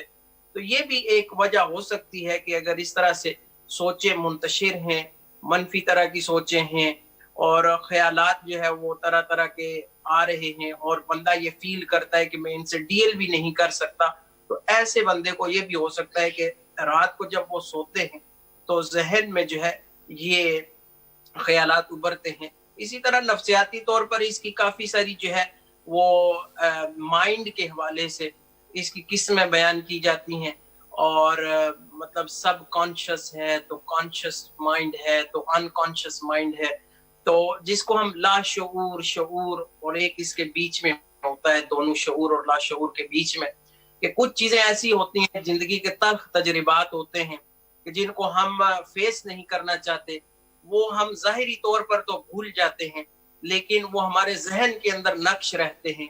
तो ख्वाबों के अंदर बाज दफा जो है उनकी रसाई हो उसके जरिए रसाई होती है, तो ये भी एक नफ्सियाती तौर पर इसका तज्जिया है। डॉक्टर साहब एक चंद सवालात मेरे जहन में आ रहे हैं। काउंसलिंग एक अच्छा सब्जेक्ट है लेकिन मुझे पता नहीं कब होगा, लगता है कि थोड़ा सा आउट ऑफ नेचर गैर फितरी तौर पर हम काउंसलिंग की तरफ जा रहे होते हैं। यानी कि सर्दी में किसी को ये कहना का फील करो कि आपको सर्दी ना हो, सख्त गर्मी में, अब मैं से अभी स्टूडियो की तरफ आ रहा था तो धूप थी, अब मैं धूप में मुझे गर्मी तो लगेगी ना, मुझे कहोगे यार इमरान आप फील करो कि आपको गर्मी नहीं लग रही है। अरे भैया गर्मी लग रही है यार, यकीन मानो 35-40 का धूप है, ठीक है। तो नॉर्मली ये होता है डॉक्टर साहब कि कहना को तो कोई प्रॉब्लम नहीं है कि आप ये मत सोचो आप ये मत सोचो, लेकिन ऐसा लगता है कि बाय नेचर आदमी के ऊपर जब आती है ना तो उसको फील तो अब मुझे मतलब कि मुसलसल एक ज़ख़म लगा है और वो ज़ख़म थोड़ी थोड़ी देर के बाद दर्द को निकाल रहा है और मुझे डॉक्टर कहे आप फील करो कि आपको दर्द नहीं हो रहा है। डॉक्टर साहब हो रहा है ना मेरे को, भाई ज़ख़म लगा, दर्द कैसे नहीं होगा मैं फील नहीं करूं। दर्द आकर मुझे एहसास दिलाता है कि मैं हूं, मुझे भूल क्यों गया है। अब एक शख्स मुझे यूं हाथ मार कर कहे कि यार तुम्हें आप बोलो भाई आप फील करो, आपको हाथ ही नहीं मार रहा है। तो अंदर से भी इंसान के साथ चीज़ें होती हैं जो उसके मिजाज को, उसके ख़यालात को दस्तक देती हैं, जो इसका एक्सटर्नल आदमी उसकी दस्तक को नहीं समझ रहा, लेकिन जिसके साथ ये प्रॉब्लम हो रहा है वो समझ रहा है। हम उसे कहें कि आप इसको भूलने की कोशिश करो, छोड़ने की कोशिश करो, ये काउंसलिंग की हद तक या कहने की हद तक तो है। जैसे अमीर सुन्नत बादों का जब तसल्ली दे तो फरमाते कि मुझे अंदाज़ा है कि ये चीज़ आप भूल नहीं सकेंगे करने, लेकिन तसल्ली तो तसल्ली है, देनी है, मगर बड़ी सच्ची तसल्ली दे रहे हैं। अमीर सुन्नत बड़ी सच्ची तसल्ली दे रहे हैं कि उस बात को रियलाइज़ करें कि ये चीज़ इग्नोरेबल नहीं है, ठीक है। अच्छा, आपको नहीं लगता कि इसको आप ये देखें कि ये एक इंसान की अपनी सेल्फ कॉन्फिडेंस और इसकी एक कुव्वत मुदाफ़ात का यहाँ बड़ा मैटर है कि एक की तकलीफ़ एक को आई है तो वो उसको किसी और तौर पर ले रहा है, एक तकलीफ़ एक को आई है किसी और तौर ले रहा है, फिर हम उससे मसरूफियत क्यों नहीं दे देते। हम मतलब ये कहते हैं आप कोशिश करो भूलने की या आप कोशिश करो कि इसको याद ना करें। जैसे कि मैं एक वाक़या पढ़ा कि एक शख्स का बेटा इंतकाल कर गया, काफ़ी इसको सदमा हुआ, थोड़े अरसे में इसका दूसरा बेटा भी इंतकाल कर गया। अब उसकी ज़िंदगी उच्चाट हो गई, यानी उजड़ सी गई ना। अब वो परेशान होने लगा, डॉक्टर उससे इलाज, तरह तरह के इलाज, ठीक ठाक रुपया खर्च हुआ इसने अपने इलाज पर किया, ना कल्बी तौर पर वो सेट हो पा रहा था ना जहनी तौर पर सेट हो पा रहा था, दवाओं के अलग साइड इफ़ेक्ट आ रहे थे। अब वो परेशान था। एक दिन उसका बेटा बैठा हुआ था, छोटा एक और बच्चा था इसका जो अभी बाकायदे हया में ज़िंदा था, उसका वो छोटा बेटा उसके सामने ज़िद करने लगा। बाप ने इसको काफ़ी इग्नोर किया, अबू बैठ के मुझे किश्ती बना दो वगैरह वगैरह करके कुछ कर रहा था। तो बाप ने, वो मूड तो था नहीं मगर वो इग्नोर किया उसने कि جان چھوٹ جائے, لیکن بیٹا جان کو آ گیا, بچہ چھوٹا تھا. تقریباً 2-4 گھنٹے لگے وہ اپنے بیٹے کی خواہش پوری کرنے میں. کوئی شاید کشتی وغیرہ بنانے میں لگ گیا. کشتی تو اس نے بنا لی. کشتی بنانے کے بعد اس نے اچانک اس کو یاد آیا کہ کئی برسوں کے بعد یہ 4 گھنٹے وہ تھے جس سے مجھے کوئی خیالات نہیں آئے اور میں نے بڑے پرسکون گزارے. سیکنڈ ٹائم اس نے یہ خیال کیا کہ اس کا مطلب یہ کہ مصروفیت نے مجھے اس پرابلم کی طرف جانے سے روکا. اب اس نے کیا کیا, اب 4-5 سال ہو چکے تھے اس کو اس کیفیت کے اندر. اس نے کیا کیا کہ 4-5 سال سے اسے گھر میں کوئی دھیان نہیں تھا. کچن گیا, کچن میں جا کر اس نے لسٹ لے کر کچن میں کیا کیا کام ہے. ڈرائنگ روم میں گیا, کیا کیا کام رہ گیا. بیڈ روم میں گیا, کیا کیا کام رہ گیا. اسٹور میں گیا, کیا کیا کام رہ گیا. اپنے گھر کی چھت پر کمروں میں جا کے اسے لسٹ تیار کی کہ میرے گھر میں کیا کیا کام رہ گیا, کیا کیا کام پینڈنگ سے, مینٹیننس کے کام کیا کیا رہ گئے اور وہ ٹھک ٹھک کرنے کے کام رہ گئے. آلموسٹ 242 اس نے پوائنٹس تیار کر لیے جو میرے گھر کے کام چھوٹے موٹے رہ گئے, اور وہ 242 کام کرنے میں مصروف ہو گیا. اور اس کی اس مصروفیت نے اس کو اس کیفیت سے نکال کر اس کی طبیعت کو بھی ٹھیک کر دیا. اگر ہم اپنی مصروفیتوں میں, مطلب ایک تو ہوتا ہے کہنے کو ہے, لیکن اگر ہم اس طرح کا کوئی کام لے لینا تو بہت سارے مینٹلی جو اسٹریس کا شکار ہوتے ہیں, پرابلمس میں ہوتے ہیں, تو جب تک کہ ان کی جیسے کہتے ہیں آلٹرنیٹ دینا پڑتا ہے, بچے کو بھی آلٹرنیٹ دینا پڑتا ہے. اگر بچہ کسی کام کی ضد پکڑ لے تو اس کو اس کا نعمت بدل دینا پڑتا ہے. تو اگر اسی کو مصروفیت مل جائے نا اور اس میں بھی اس کے دلچسپی آ جائے تو وہ میرا خیال ہے کہ ایک بیسٹ کاؤنسلنگ ہوگی. اور اس کو اسی میں مصروفیت میں عبادات کو سب سے پہلے لیں, تلاوت کو لیں, نمازوں کو لیں, نوافل کو لیں, صدقہ و خیرات کو لیں, غریبوں کی مدد کو لیں, ہمسایوں کی مدد کو لیں, ماں باپ کی خدمت کو لیں, اپنے لیے یہ کام پیدا کر لیں. لوگوں کے دکھ درد دور کرنے میں لگ جائیں, اللہ کریم آپ کے دکھ دردوں کو دور کرنا شروع فرما دے گا. یہ میری درخواست ہے. ڈاکٹر صاحب معذرت کے ساتھ. کیا بات,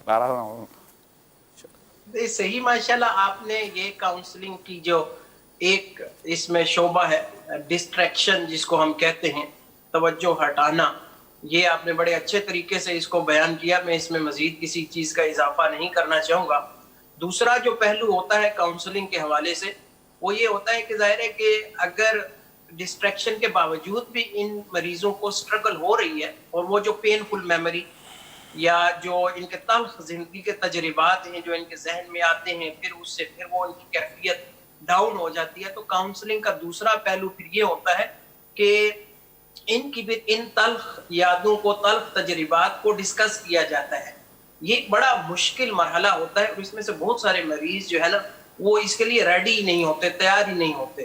وہ ان کو ڈر ہوتا ہے, خوف ہوتا ہے کہ میرے ساتھ, مطلب اکثر زندگی کا حصہ یہ سوچیں میرے ساتھ رہی ہیں, مجھے ان سے جو ہے وہ مطلب پریشانی کا سامنا رہا ہے یا غم کی جو ہے نا یہ کیفیات ہیں جن کو میں جو ہے وہ بھول تو نہیں سکتا لیکن میں ان کو ڈسکس بھی نہیں کرنا چاہتا. لیکن کچھ مریض جو پھر اس اسٹیج پر کاؤنسلنگ کے ذریعے آتے ہیں اور ان کی یہ تلخ میموریز جو ہے ان کو ڈسکس کیا جاتا ہے, اور اس کے بھی مختلف طریقے ہوتے ہیں کہ کیسے جو ہے ان کو ریزولو کیا جاتا ہے. جب یہ ریزولو ہو جاتا ہے نا کہ وہ ایک اسٹیج پر پہنچ جاتے ہیں کہ جہاں پر جو ہے وہ اپنے طور پر فیل کرتے ہیں کہ ٹھیک ہے اب جو ہے وہ میں ان ایموشنز کو فیس کر سکتا ہوں. تو یہ کاؤنسلنگ کا دوسرا پہلو ہوتا ہے ڈسٹریکشن کے بعد. تو یہ بھی جو ہے وہ کافی, اس کے لیے جو ہے وہ تجربہ چاہیے. بغیر تجربے کے اگر کوئی اس میں ہاتھ ڈالے گا تو وہ پھر مریض کا زیادہ نقصان بھی ہو سکتا ہے. اس میں بھی میری ڈاکٹر صاحب درخواست ہے کہ اس طرح کے جو بھی مریض ہونا, کوئی آپ کے پاس ڈیفینیٹلی یہ ٹولز ہوں گے. میں ایسے ہی جو میرے پاس تو آپ کی فیلڈ تو ہے نہیں, بیٹھا ہی باتیں کرنے کے لیے ہوں. تو اس میں بھی میری ایک درخواست ہے کہ ایز پر پیشنٹ سچویشن اس کے لیے ایسی مصروفیت کو اسٹیبلش کیا جائے جس سے وہ تھکے. جب وہ تھکے گا نا تو وہ تھکن اس کو سلا بھی دے گی اور پریشان نہیں ہونے دے گی. یعنی مصروفیت, وہ ایک جنگ کا کوئی گزرا ہے سالار, اس کو کسی نے کہا تھا کہ تم اتنی جنگیں لڑتے ہو تم پریشان نہیں ہوتے؟ تو اس نے کہا کہ مصروف ہی اتنا ہو کہ پریشان ہونے کا ٹائم ہی نہیں ملتا. تو یہ جو ہے نا یہ چیزیں، اور بعض چیزیں ڈاکٹر صاحب اتنی نیچر کے ساتھ پیسٹ ہیں اور نیچر کے ساتھ اتنی یہ گھٹی ہوئی ہیں کہ اس نے مطلب مثال کے طور پر ایک شخص نے آٹا گوندھ کر رکھ دیا، آپ بولے اسے پانی نکال دو، اب گوندھے ہوئے آٹے سے پانی کیسے نکلے گا؟ یہی تو کمال کرنا ہے. نہیں دیکھیں مطلب کوئلہ دھونے کیوں بیٹھے ہوئے؟ وہ بولے یہی تو کمال کرنا ہے کہ کوئلہ دھونا ہے. یہ کمال تھوڑی ہے. ہمت اور حماقت میں فرق نہیں ہے. حکمت اور حماقت میں فرق تو کرنا پڑے گا نا، کہ کوئی مطلب کہ اب ایسا کام کیوں کرنے بیٹھے بھیا کہ جو مطلب اب آٹے میں سے کیا مطلب کہ پانی نکالو گے آپ؟ تو بات چیزیں ایسی ہوتی ہے جو انسان کی طبیعت اور نیچر کے ساتھ اس قدر وہ منسلک ہیں کہ تسلی دینا، حوصلہ دینا، ہمت دینا اپنی جگہ پر ہے، وہ ہوں گی نہیں. میں ڈاکٹر سے کسی معاملے میں ڈسکس کی، ڈاکٹر صاحب مجھے بہت پیاری لگی اس کی بات. سلمان جی بات سمجھنے کی کوشش کریں. ڈاکٹر صاحب یہ میڈیکلی بات ہے، میں نے ان سے کسی پرابلم پر بات کی تو انہوں نے کہا کہ یہ پرابلم 21 ڈیز میں ریزالو ہوگا. آپ کچھ بھی دوائی یوز کر لیں، ایک نیچرلی چیز ہوتی ہے جو 21 دن اس کا پیریڈ ہے. ٹھیک، آپ لاکھ دوائیں کھا لیں، زیادہ دوائیں کھاؤ گے تو پیریڈ بڑھ تو جائے گا، سائیڈ ایفیکٹس ہے، مگر یہ اس سے پہلے ختم نہیں ہوگا. ہم چونکہ جلدی کرتے ہیں تو اس سے مجھے بڑی پیاری بات کی کہ جب آپ اپنا یہ پرابلم لے کر 5ویں ڈاکٹر کے پاس جب 19ویں دن جائیں گے نا تو 2 دن کے بعد آپ کا یہ چیز ختم ہو جائے گی. آپ کو لگے گا کہ اس ڈاکٹر سے فرق پڑا ہے، جبکہ فرق اس کو 21ویں دن پڑنا ہی پڑنا تھا. تو بات چیزیں ایسی ہوتی ہے کہ جن کا مطلب کہ ایک ٹائم ہے. امیر حسن فرماتے ہیں نا کہ وقت جو ہے نا یہ سب سے بڑا مرہم ہے جو زخموں کو بھر دیتا ہے. تو خیر اب فیلڈ بھی ہے، ادارہ بھی ہے، شعبہ بھی ہے، چلانا بھی ہے، کمانا بھی ہے، سارے کام ہیں اور لوگوں کو ضرورت بھی حاجت بھی ہے. تو یہ ساری چیزیں، اور ہمارے اسٹوڈیو میں بھی ماشاءاللہ آج عبدالحبیب بھائی کی آمد بھی ہے ماشاءاللہ. یہ مدینہ شریف سے پھر ہو کر آ گئے. اللہ کریم بار بار حاضر مدینہ کی سعادت عطا فرمائے. آمین. تو میں نے کہا چلیں ڈاکٹر صاحب کے ساتھ بھی آج تھوڑا سا ہو جائے ماشاءاللہ. تو ڈاکٹر سلمان کچھ کہنا ہے اس پر؟ کافی ہے؟ نہیں آپ کو کچھ بھی نہیں کہوں گا. صحیح، ٹھیک ہے جی. کال شامل کرتے ہیں پھر آگے بڑھتے ہیں انشاءاللہ. السلام علیکم ورحمۃ اللہ وبرکاتہ. وعلیکم السلام ورحمۃ اللہ وبرکاتہ. سگے عطار محمد ساجد عطاری عرض کر رہا ہوں. ماشاء اللہ سلسلہ مسائل کا حل جاری وساری ہے. سلسلے کے اندر نگران شورا کی آمد. مرحبا. نگران شورا کے بارگاہ میں عرض کہ آپ چند دنوں پہلے وزیر اعظم پاکستان سے آپ کی ملاقات ہوئی تھی تو آپ نے کون کون سے مسائل کے حل کے لیے بات چیت کی تھی؟ جزاک اللہ خیرہ. کیا بات ہے. اور یہ کال جو ہے وہ آپ کے پروگرام کا جہد جو ہے وہ تبدیل کر رہی ہے. مسائل کا حل سلسلہ ہے، مطلب ملکی مسائل، بین الاقوامی مسائل، تنظیمی مسائل ظاہر چلتے رہتے ہیں. اور آپ کی ملاقات ہوئی وزیر اعظم پاکستان سے، ماشاءاللہ دنیا بھر میں اس کا فیڈ بیک دیکھیں اسلامی بھائیوں. میں ایکسپیکٹ نہیں کرتا تھا کہ مجھے آج یہ کال آئے گی ماشاءاللہ. نہیں کال ایکسپیکٹ نہیں کرتا تھا. نہیں صرف یہ کال نہیں ہے، میرے پاس تو بہت سارے میسیجز ہیں اور میں چونکہ اس وقت حرمین طیبین میں تھا تو ماشاءاللہ جو فیڈ بیک ہے عاشقان رسول میں، ایک طرف خوشی کا سما بھی ہے اور ایک طرف تھوڑا سا تجسس بھی ہے کہ کچھ اندر کی بات تو بتائیں نا کہ وہاں ہوا کیا، ملاقات میں کیا بات ہوئی اور آپ نے کیا بات چیت کی. کیونکہ جب ہم اپنی طرف سے کوئی اسٹیٹمنٹ نہیں دیتے تو پھر ہر طرح کی بات ہوتی ہے. تو میں نے سوچا تھا کہ آج سلسلے میں حاضری ہوئی ہے تو آپ سے یہ سوال ڈائریکٹ ہی کر لیں. تو کال والے بھائی نے جو ہے وہ ہماری مشکل آسان کر دی ہے. تو کچھ ہمیں بھی بتائیں بھائی، آپ لوگ کیا بات کر کے آئے، کیا پیغام تھا؟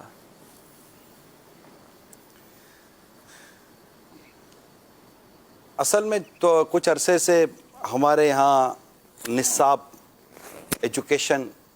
ویسے اس میں ایک اور سوال بھی ایڈ کر لیتا ہوں، ایک ساتھ ہی جواب دیجیے گا. یہ اچانک آپ کو ہوا کیا ہے؟ مسلسل ملاقاتیں اور مسلسل ماشاءاللہ شخصیات کی فیضان مدینہ آمد. تو یہ کچھ اسپیشل کوئی ٹاسک ہے آپ کے ذمے جو آپ کہتے ہیں نا طوفانی دورے کر رہے ہیں، ملاقاتیں کر رہے ہیں، تو کیا اس کے پیچھے رہا؟ نہ طوفان نہیں ہے، نہ سیلاب بھی ہے، ایسا کچھ بھی نہیں ہے. مطلب کہ میں جب پنجاب میرے پہلے گیا تھا تو بھی ایک تنظیمی جدول تھا، اب بھی گیا تو جو ہمارے نگران تھے، ریجن ذمہ داران تھے، ان کے مشورے تھے. اب اتنا دور جاتا ہے تو پھر آدمی ایک دو اور بھی کام ساتھ لے لیتا ہے. تو یہ بھی ایک کام ہے. اور یہ جو اہم شخصیات ہیں ان سے ملاقات ہوتی ہے تو دعوت اسلامی کو میں نے جملہ فائدے ہی اس میں نے دیکھے ہیں. ماشاءاللہ.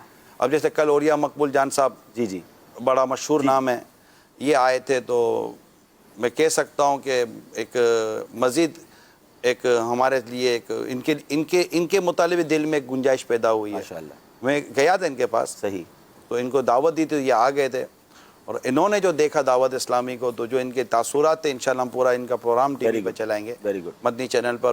بہت ڈسکشن ہوئی ہے ماشاءاللہ. تو اور ان کے جو جذبات تھے وہ ایک اپنی جگہ پر تھے کہ شاید ان کے لیے یہ ایکسپیرینس تھا کہ میں ایسی جگہ آ گیا. میرا خیال ہے یہ تو ایسی وہ روٹین بن گئی ہے سلمان بھائی کہ جس بھی شخصیت نے فیضان مدینہ کا دورہ کیا یا دعوت اسلامی کے چند ڈپارٹمنٹ دیکھے، کچھ عرصہ پہلے جاوید چودھری صاحب آئے تھے، یا جو بھی شخصیات آتی ہیں ان کا یہ جملہ ضرور ہوتا ہے کہ ہم تو یہ ایکسپیکٹ ہی نہیں کرتے تھے ہمارے آپ یہ سب کچھ کر رہے ہیں. اتنا بڑا کام دعوت اسلامی کر رہی ہے، وہ اتنا بڑا ان کے سامنے ایک پکچر آتی ہے. تو حضور آپ بتائیے پھر پی ایم سے ملاقات کے حوالے سے پھر کیا رہا؟ وہ لیٹر ذرا مجھے بھجوا دیجئے گا جو پی ایم سے بات ہوئی تھی. اچھا، تو عبدالحبیب بھائی تک پہنچا دیں. جی یہ آ گیا میرے پاس. اچھا، آپ نے خط بھی دیا ہے ماشاءاللہ. ہاں ٹھیک.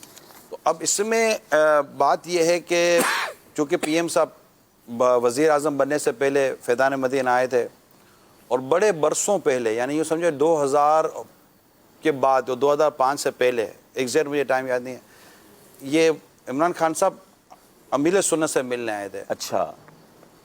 اور وہاں ان کی میں نے وہ باتیں کچھ جو سنی تھی، میں ہی تھا گھر میں جو میں نے ان کو لیا تھا اور بیٹھے تھے. اور یہ بات شاید 20 سال سے زیادہ 2000 اور 2005 کے درمیان کی.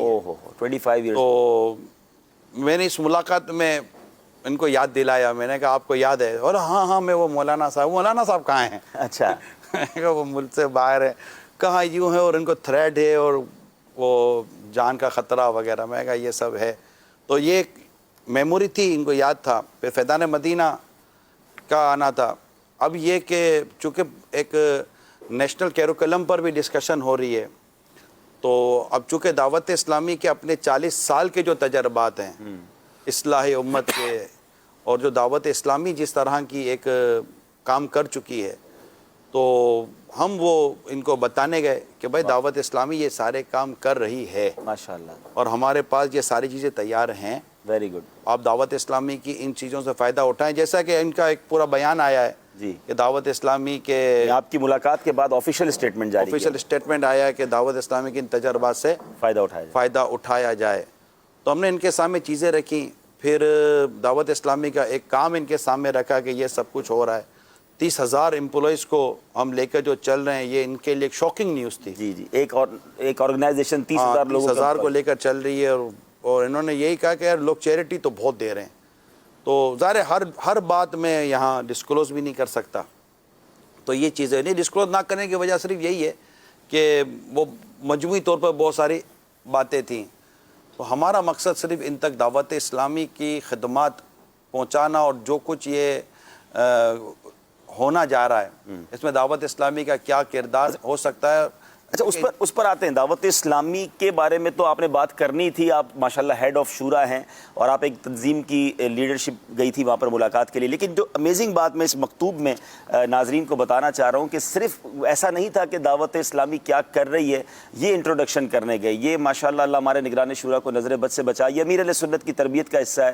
اور ہم نے احادیث میں بھی پڑھا اور ہم نے کتابوں میں پڑھا کہ بڑے بڑے بزرگان دین اگر سربراہان مملکت سے ملتے تو انہیں بھی نیکی کی دعوت دیتے، انہیں بھی جو ہے وہ آخرت کی بات کرتے. صدر پاکستان کی ملاقات کے ساتھ جب نگران شورا سے ہوئی تھی تو میں شامل تھا. ماشاءاللہ یہ مجلس نے کمال کام کیا. یہ وہ لیٹر ہے جو اس وقت میرے ہاتھ میں اور آپ اسکرین پر دیکھ رہے ہیں.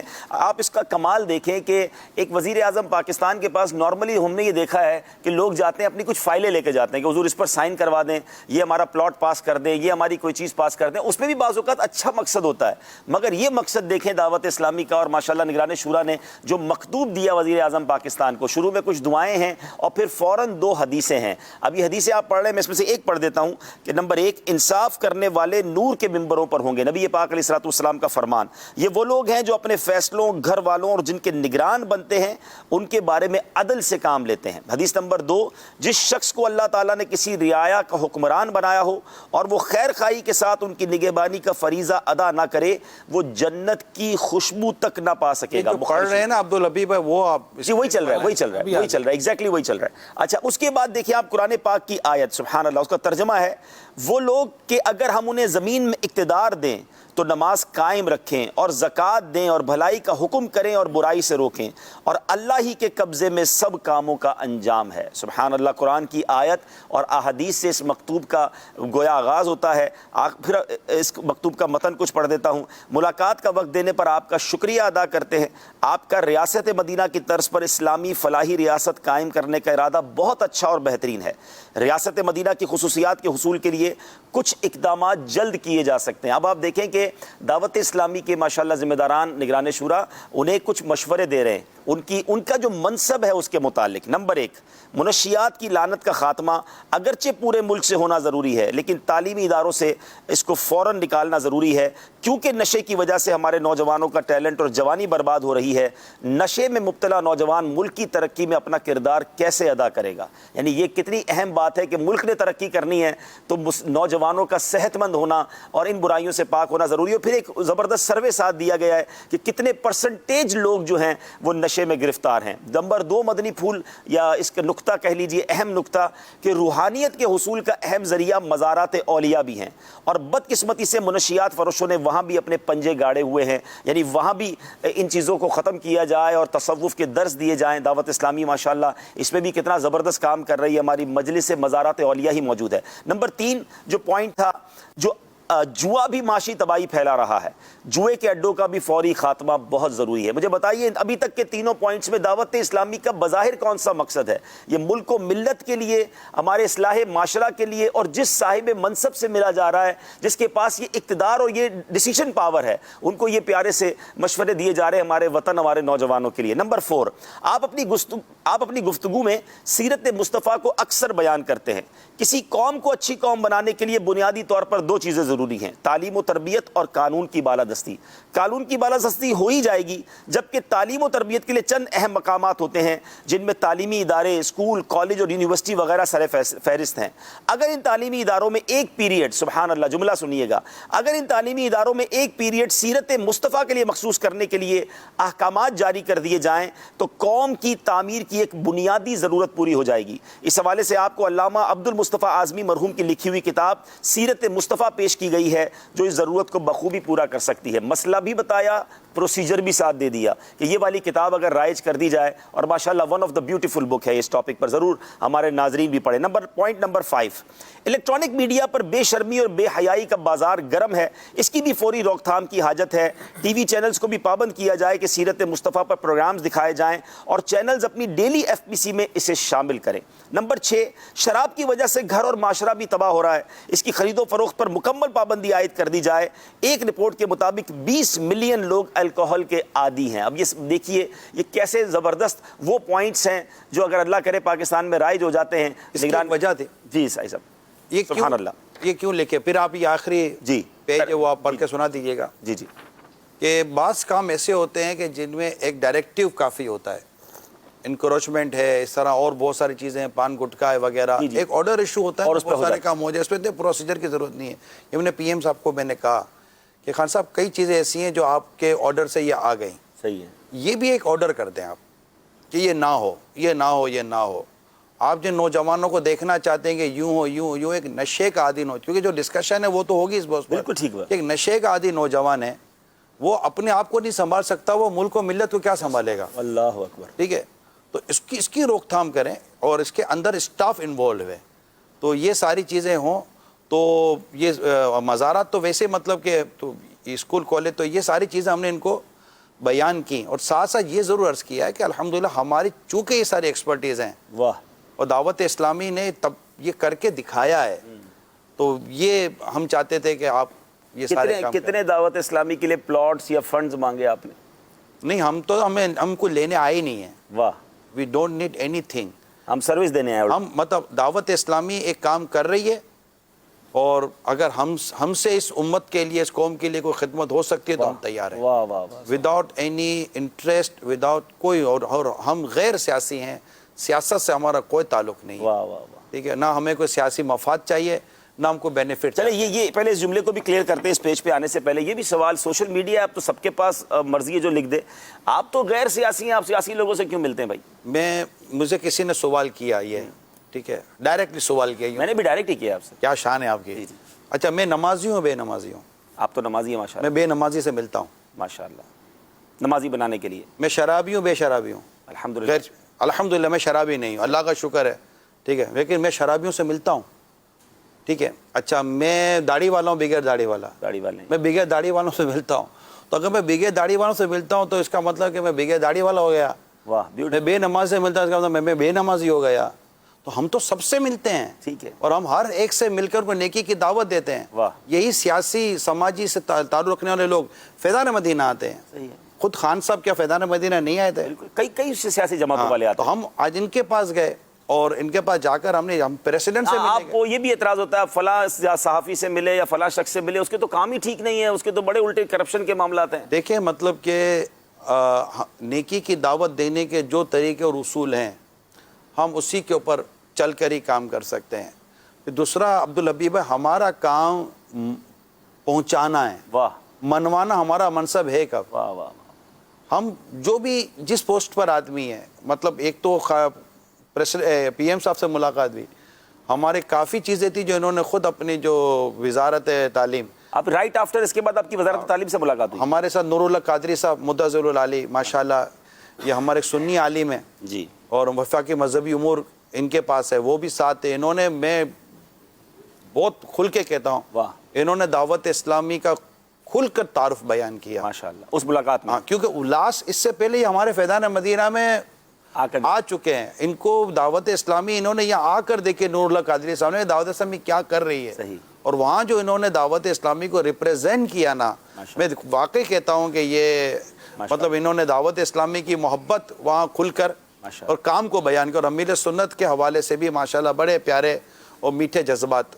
देखने को मिले माशाल्लाह। तो एक तो ये चीज़ थी, फिर चूंकि बातें और भी थी जी जी, तो मैं इसको आखिरी पेपर को थोड़ा सा पढ़ के बता दूं।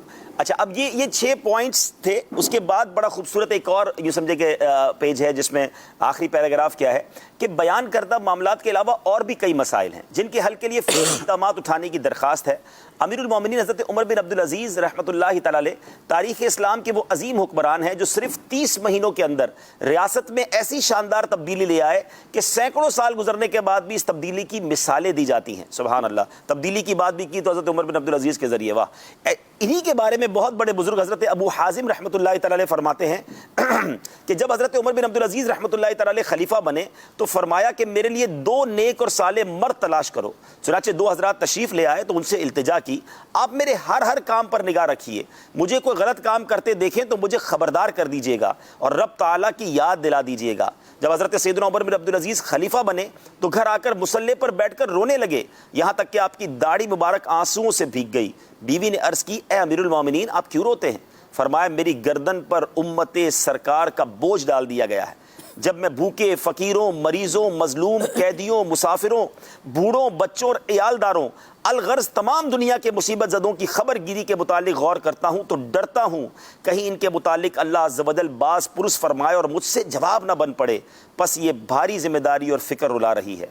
मौला करीम नेक और जायज़ कामों में आपकी मदद फरमाए। अल्हम्दुलिल्लाह आशिकान रसूल की मदनी तहरीक दावत इस्लामी जिसके बानी शेख तरीक़त अमीर अहले सुन्नत हज़रत अल्लामा मोहम्मद इलियास अत्तार कादरी दावत बरकातुहुल आलिया हैं, एक गैर सियासी तहरीक है जो नेकी की दावत आम करने, मुसलमानों को गुनाहों से बचाने और माशरती बुराइयों को ख़त्म करने की अपने तौर पर कोशिश जारी रखे हुए है। हुज़ूर बाकी कॉलें तो बाद में आएंगी, मैं सच्ची बात है اس مکتوب پر اور آپ کے انداز پر آپ کو دل کی گہرائیوں سے مبارکباد دیتا ہوں. میں چونکہ نہیں تھا پاکستان میں، مگر مجھے نگران شورا کا اس ملاقات سے پہلے جو ویژن تھا، جو ایک فکر تھی، یعنی نارملی لوگ انجوائے کرتے ہیں کہ ہماری پی ایم سے ملاقات ہے، ایک فوٹو سیشن ہو جائے گا یا فلاں جگہ پر پاپولیرٹی ہوگی. نگران شورا کے میں وہ جملے سنتا تھا کہ ہم ملاقات کر رہے ہیں تو اس کا مقصد کیا ہے، ہماری اس ملاقات سے ہم نے قوم، دین اور ملت کو، اسلام کو کیا فائدہ پہنچانا ہے. ایک سربراہ مملکت سے بات کرنی ہے تو پھر ہم اس کو کیا پیغام دیں. یعنی مجھے سچی بات ہے سلمان، یہ آپ ان کے سامنے تو ان کو ڈائریکٹ نہیں کہہ سکتا کہ مجھے ایک اس پوری جو پریزنٹیشن دیکھ رہا تھا نا، مجھے خود فخر ہو رہا تھا کہ اللہ نے دعوت اسلامی کو ایسا نگران دیا ہے، ایسی سوچ دی ہے کہ ہماری تنظیم میں الحمدللہ یہ پریپریشن ہے، اور اس میں کوئی آپ دیکھیں کہ اس سارے مکتوب میں کوئی پرسنل انٹرسٹ نہیں ہے. حالانکہ دعوت اسلامی کو چندہ چاہیے ہوتا ہے، حالانکہ دعوت اسلامی ڈونیشن سے چلتی ہے، حالانکہ ہمارے اپنے بھی بہت سارے کام ہیں جو ہمارے گورنمنٹ سے تعلق رکھتے ہیں. ہم ہو سکتا ہے اس میٹنگ میں نگران شورا، مدنی چینل اور دیگر بہت سارے مسائل ہیں جس میں ہم اپنی کچھ اپروولز لیتے ہیں، مگر پہلی ملاقات اور اس انداز میں ملاقات، اور اس کے بعد ہم نے جو سرکاری میڈیا پر یا دنیا بھر کے میڈیا پر جو ان کی طرف سے فیڈ بیک آیا، کہ ان کا فیڈ بیک بھی یہ تھا کہ دعوت اسلامی کی ان کاوشوں سے، دعوت اسلامی کے تجربے سے فائدہ اٹھایا جائے. تو ماشاءاللہ ویل ڈن، اللہ آپ کو جزائے خیر دے. اللہ آپ کو جزائے خیر دے. اور جب بھی کوئی مرید اچھا کرتا ہے تو پیر کے فیضان سے، سبحان اللہ سبحان اللہ، اور جب اللہ اس سے کام لیتا ہے. یقیناً انہوں نے جو یو این او میں تقریر کی تھی، جی، جو ہم نے بھی سنی، میں نے ان کی کئی چیزیں سنی تھی. سوشل میڈیا، میں نے ان کو کہا کہ سوشل میڈیا کے ذریعے آپ کی کچھ ویڈیوز میں نے دیکھی سنی ہیں، اس سے جو رسول پاک صلی اللہ علیہ وسلم کا جو ذکر کرتے ہیں نا، اس سے ہمیں اچھا لگتا ہے، محبت پیدا ہوتی ہے. اور پھر میں نے اس میں وہ ورڈ کوڈ کیا ہے کہ سرکار صلی اللہ علیہ وسلم ہمارے دل کے قریب ہیں، دل میں بستے ہیں، دل میں بستے ہیں، اور جسم سے زیادہ دل کو تکلیف ہوتی ہے. دوسرا یہ کہ میٹنگ میں بھی عبدالربیع بھائی پی ایم صاحب نے سرکار صلی اللہ علیہ وسلم کی سیرت بیان کی. بس نبی پاک سے وابستگی سے بندے کو کس قدر عروج ملتا ہے. اور یہ مجھے مطلب ڈسکشن میں یہی چیز تھی ماشاءاللہ، کوئی ادھر ادھر کی بات انہوں نے بھی نہیں کی. ہم نے 1 ارب درخت کا تذکرہ پہلے کیا، ہم نے کہا امیل سنت نے خود ہی اعلان کیا ہوا کہ ہم 1 ارب درخت دعوت اسلامی لگائے گی. تو یقیناً یہ ایک ان کا بھی کام ہے، ہمارا بھی کام ہے، ہمارے ملک کے لیے ہو رہا ہے، تو ان کو بھی کافی انہوں نے اپریشیٹ کیا. نصاب پر جب دعوت اسلامی کے دارالمدینہ پر کیریکولم پر بات ہوئی، انہوں نے باقاعدہ کہا کہ جب یہ کام ہو چکا ہے تو ان سے فائدہ اٹھایا جائے. ہم سب کر رہے ہیں، ہمارے اسلام بھائی نے باقاعدہ ہمارے جامع آپ کا ویسے موٹیو بھی یہی تھا کہ یہ حکومت بھی ایک کام کرنے جا رہی ہے اور ہم آلریڈی یہ کام کر رہے ہیں، نصاب پر کام ہو رہا ہے. تو نصاب میں وہ باتیں جو امت کو جس کی ضرورت اور حاجت ہے وہ ڈسکس کی. تو انہوں نے جو وزیر تعلیم ہے شفقت محمود صاحب، ان کا حوالہ دیا. ہم نے کہا ہمارے آپ کے پاس انہیں سے ہم نے ملاقات رکھی ہوئی ہے. پھر وہاں سے ہم اٹھ کر وزیر تعلیم وفاقی شفقت محمود صاحب تھے، ان سے جا کر ملے. انہوں نے اپنی ٹیم ارینج کی ہوئی تھی. یہ مناظر آپ دیکھ رہے ہیں، ان کے سامنے بھی ہم نے جو ہماری کتابیں اور لکھا، ان کو فرسٹ ٹائم پتہ چلا کہ دعوت اسلامی نے کیونکہ ہمارا جو کیریکولم ہے نا عبدالربیع بھائی، وہ بھی نیشنل کیریکولم کے مطابق ہے.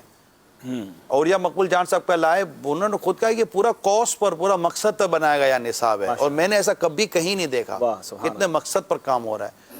تو انہوں نے بھی یہی کہا کہ ہمیں نہیں پتا تھا کہ آپ لوگوں نے اتنا کچھ کیا ہوا ہے. تو پھر ہم مدنی چینل کے ذریعے، کیونکہ یہ سوشل میڈیا پر بھی پروگرام جائے گا، کلپس بھی جائیں گے، تو ہم پھر دعوت دیتے ہیں تمام ملک کی شخصیات کو، چاہے آپ بزنس مین ہیں، چاہے آپ سیاستدان ہیں، چاہے آپ کسی بھی شعبے سے کالم نویس ہیں، صحافی ہیں، اینکرز ہیں، آپ ایک بار پلیز ایک بار فیضان مدینہ آئیے. یہ اتنے سارے لوگ آ کر یہ بار بار ایک جملہ کیوں کہتے ہیں کہ ہمیں تو اندازہ ہی نہیں تھا کہ دعوت اسلامی اتنا بڑا کام اور اتنے پیارے آرگنائز وے میں کر رہی ہے. تو وی آر ویلکم یو.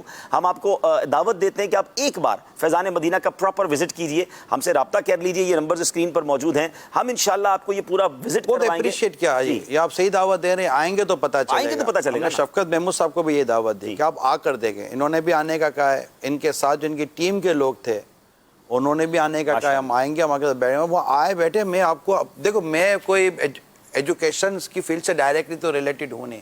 ہمارا پورا ایک شعبہ ہے دارالمدینہ کا جو نصاب پر کیریکولم پر کام کرتا ہے، مفتیان کرام ہیں الحمدللہ، ہم ان کے ساتھ ان کو بٹھاتے ہیں. تو وہ ایک ونڈوز کھلیں گے اور انشاءاللہ وہ کام ہوگا अल्लाह ने चाहा तो कि जो काम रहती दुनिया तक उम्मत को काम आएगा, अल्लाह ने चाहा तो इंशाल्लाह। अपना विजन यही है कि वो काम हो जाए जो रहती दुनिया उम्मत तक, क्योंकि ये निसाब और सिलेबस जो है ना, ये समझे कौमों की तकदीरों को आगे पीछे करते हैं। जो आपने पढ़ा है वो आपका जहन बन जाता है। तो इस पर इंशाल्लाह कोशिश जारी है दावत इस्लामी क्योंकि एक्सपर्टीज़ हम कर ही रहे हैं, बरसों हो गए हमें इस्लाही उम्मत पर काम जो दावत इस्लामी कर रही है। और मॉड्यूल है हमारे पास तरबियत के, इस्लाह के, तरबियत इज्तिमात के, सारे मॉड्यूल हमारे पास तैयार हैं। ये 6 पॉइंट्स आपने दिए, 6 पॉइंट्स का सॉल्यूशन भी दावत इस्लामी के पास। देखिए 6 पॉइंट दिए ना, मुझे खुशी इस बात की हुई, एक तो हम कोशिश करते उस वक्त पढ़ लें ये, तो हमने हाथों हाथ वज़ीर आज़म साहब को ये पूरा लेटर पढ़ा दिया। Very good. ठीक है, उन्होंने पूरा जो इन्होंने हमारे सामने पढ़ा, इन्होंने पढ़कर इनके साथ इनके एक वज़ीर है, नईमुल हक नाम है शायद उनका, जी जी जी, तो नईमुल हक साहब को इन्होंने ये केक कर पेपर दिया कि ये लो, इस पर हमें काम करना है। इन्होंने पॉइंट वाइज लिखकर बड़ी अच्छी बातें दी हैं, हमें इस पर करना चाहिए। बुक्स थी जो सिक्योरिटी मेजर्स की वजह से हम डेफिनेटली सिक्योरिटी के इश्यूज़ हैं, तो इन्होंने कहा कि वो मैं देखूंगा, घर ले जाकर देखूंगा, मैं पढ़ूंगा जो आप हमारे लिए स्टडी करते हैं लाएँ। सीरत मुस्तफ़ा किताब पर जब हमने बात की कि कॉलेज यूनिवर्सिटी में इनको भी इन्होंने बड़ा सराहा, यानी हमने कहीं भी नेगेटिविटी नहीं देखी माशाअल्लाह, और एप्रिसिएशन देखी, और इनकी जो भी इस मामले में अच्छी कोशिशें हैं उनको हमने फील। जैसे मैंने आपको कहा था प्रेसिडेंट साहब से मिले थे हम, तो प्रेसिडेंट साहब ने भी हमें बहुत अच्छा रिस्पॉन्ड किया, बहुत अच्छा रिस्पॉन्स दिया, बहुत अच्छा रिस्पॉन्ड किया। और ये दावत इस्लामी की समझे कि गुडविल है।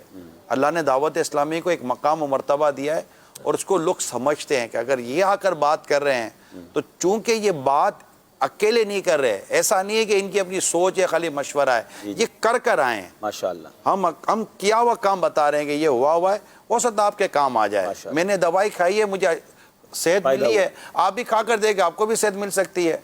ठीक है, ये चीज़ें। फिर वहाँ से अब इनके एक और MNA हैं, शायद पार्लिमानी वजीर हैं अली मोहम्मद खान साहब, इनका रिस्पॉन्स नो डाउट, मुलाकात इनसे बहुत, ठीक है, मेरी इनकी मुलाकात हुई, और तो मैंने को कहा भाई बहुत सारी बातें रह गई जो वज़ीर आज़म से करनी थी, ये मैं आपको कर रहा हूँ, ठीक है, आप पहुँचा दीजिएगा हमारी तरफ से। इनको भी ये लेटर इन्होंने भी पढ़ा, तो ओवरऑल मैं कहता, फिर हम वो एडिशनल एजुकेशन सेक्रेटरी हैं सलीम रांझा साहब जी, वो बड़े मतलब कि एक मीठे तरीक़त वाले और मज़ारात औलिया से मोहब्बत करने वाले मुझे मिले, और बड़ी इन्होंने प्यारी और खूबसूरत बातें की। तो ये ओवरऑल देखा जाए तो दावत इस्लामी जो काम लेकर गई अपनी तहरीकी सरगर्मियों के साथ साथ इस उम्मत को दावत इस्लामी क्या फ़ायदा पहुंचा सकती है, मुल्क को, कौम और दीन के लिए क्या फ़वाइद हासिल हो सकते हैं, दावत इस्लामी की एक्सपर्टीज़ से क्या फ़ायदा हो सकता है, वो हमने उनके सामने रखी। नेकी की दावत डेफिनेटली आप जब भी किसी ऐसे ओहदेदार से मिलेंगे तो आपका एक मनसब दीनी है कि आप उन्हें नेकी की दावत दें और इन्हें अमर बिल मारूफ और नही अनिल मुनकर करें, और हत्ता इम्कान कोशिश यही होनी चाहिए कि अल्लाह मुझसे राज़ी हो जाए। यकीनन इसमें खामियां, कमज़ोरियां और बहुत सारी रह जाती हैं और रही हुई होंगी। अल्लाह करीम हमारे इन खामियों, कमज़ोरियों को मैं भी एक अंदर की बात भी फरमाए। मुलाकात होने के बाद जो है ज़ाहिर है कि बड़ों से हौसला अफजाई की उम्मीद होती है, हौसला अफजाई तो होती है अमीर अहले सुन्नत की तरफ से, मगर इस मुलाकात के बाद जो अमीर अहले सुन्नत का पैगाम निगरान शुरा के लिए था ना, वो कुछ वजूहात की बिना पर मौनियर तो नहीं कर सकेंगे। नहीं, वो पूरा एक खुलासा है कि बड़ों से मिलते हैं तो ज़ाहिर आदमी का यानी जो इखलास और मबनी गुफ्तगू थी ना, अल्लाह अकबर। असल में ये ना, ये मनसब है पीर का। क्या बात है, ये पीर का मनसब है कि जब आपको ऐसा काम करें तो पीर आपको इसके साइड इफ़ेक्ट से बचाता है। लोग आपकी तारीफ़ें करेंगे और पीर आपको इसके मुज़िर असरात और शरीर चीज़ों से बचाने की कोशिश करता है। शोहरत की आफात जो है, पीर कोशिश करता है कि कहीं भी मतलब कि आपको इस काम जो आपसे हुआ, कहीं ये काम जन्नत के बजाय जहन्नम में ले जाने का ज़रिया ना हो जाए। नियतों के फसाद से जो अमीर सुन्नत पैगाम क्या गुफ्तगू है बचाने की कोशिश की है, तो ये पीर का मनसब होता है। वहीं आ गए मदद को मैंने जब जहाँ पर, अल्लाह, ठीक है ना, ये होता है कि उसी वक्त पीर अपनी मुरीदों की मदद फरमाते हैं। ये भी देखना है कि निगरान शूरा हालांकि तंजीमी तौर पर सबसे बड़ी जिम्मेदारी पर है, लेकिन अमीर अहले सुन्नत जैसे पकड़ के रखा हुआ है। सुभान अल्लाह, ये सारे अच्छे अगर वो पकड़ के ना रखे, कहते हैं ना कि वो पकड़ के ना रखे होते तो ये तो कब क्या پورے قد سے جو کھڑا ہوں تو یہ تیرا ہے کرم، مجھ کو گرنے نہیں دیتا ہے سہارا تیرا۔ سبحان اللہ، سبحان اللہ، کیا بات، کیا بات، سبحان اللہ۔ تو چلیں یہ آج کی ملاقات کا احوال بھی بیان ہو گیا، امید ہے کہ بہت سارے ناظرین کو اس کا جواب مل جائے گا، اور امید ہے جب اس کے سوشل میڈیا پر کلپس آئیں گے تو آپ مزید اس کو اچھے انداز سے مجھے یہ بھی امید ہے، امید اچھی رکھنی چاہیے، کیونکہ تب بدگمانی کی کوئی بظاہر وجہ بھی نہیں ہے، کوئی کرینہ نہیں ہے جی جی کہ جس طرح مطلب کہ سنا گیا، دیکھا گیا، کیا گیا، تو میرے رب نے چاہا اور ہماری کوششیں جاری رہیں تو انشاءاللہ اس کے اچھے خوبصورت فوائد حاصل ہوں گے، اور عاشقان رسول کے دل میں ٹھنڈک پیدا زبردست خوشی داخل ہوگی، اور انشاءاللہ اعلیٰ حضرت کی محبت جن کے دلوں میں ہے انشاءاللہ ان کو مزید اس سے فرحت ملے گی۔ سبحان اللہ، سبحان اللہ، محبوب کریم کے صدقے ماشاء اللہ۔ تو میرا خیال ہے کچھ کالس لے لیتے ہیں، اینڈ ہے تو پھر آگے پھر ختم، وقت تو پورا ہو گیا، آج وقت یہیں نکل گیا، تو چلیں کچھ کالس دے دیں۔ اب ایسے عبدالحبیب بھائی تھے ہمارے اس ڈیلیگیشن میں، تو لیکن ظاہر ہے کہ یہ وہاں تھے کہ جہاں ہونے کی کون تمنا نہیں کرتا، جمعرات تو یہ وہیں رہے، وہیں تھے، ہم نے پھر وہیں سے دعائیں کروائیں، وہیں دعا کرنا، اور دعا ان معنوں کر بھی ہوتی ہے۔ راستے میں ہم گاڑی میں بات کر رہے تھے کہ ایک چیز ہمیشہ یاد رکھیں، آپ کے کسی بھی عمل سے آپ کی تحریک کو نقصان نہیں پہنچنا چاہیے۔ ماشاءاللہ، کہ آج آپ کو اگر کہیں کوئی اپریسیشن ہے یا ملاقات ہے تو وہ محض امیر سنت و دعوت اسلامی کی وجہ سے ہے، تو آپ کے کسی بھی عمل یا کردار سے یہاں نقصان نہیں ہونا چاہیے کہ یہ نقصان ناقابل تلافی ہوتا ہے، یہ ہوتا ہے۔ جی کال دیں۔ السلام علیکم ورحمۃ اللہ وبرکاتہ۔ وعلیکم السلام ورحمۃ اللہ وبرکاتہ۔ ماشاءاللہ بڑا ہی پیارا سلسلہ ہے یہ، نگران سورہ بھی ماشاءاللہ اس میں جلوہ فرمائے، مسائل کا حل۔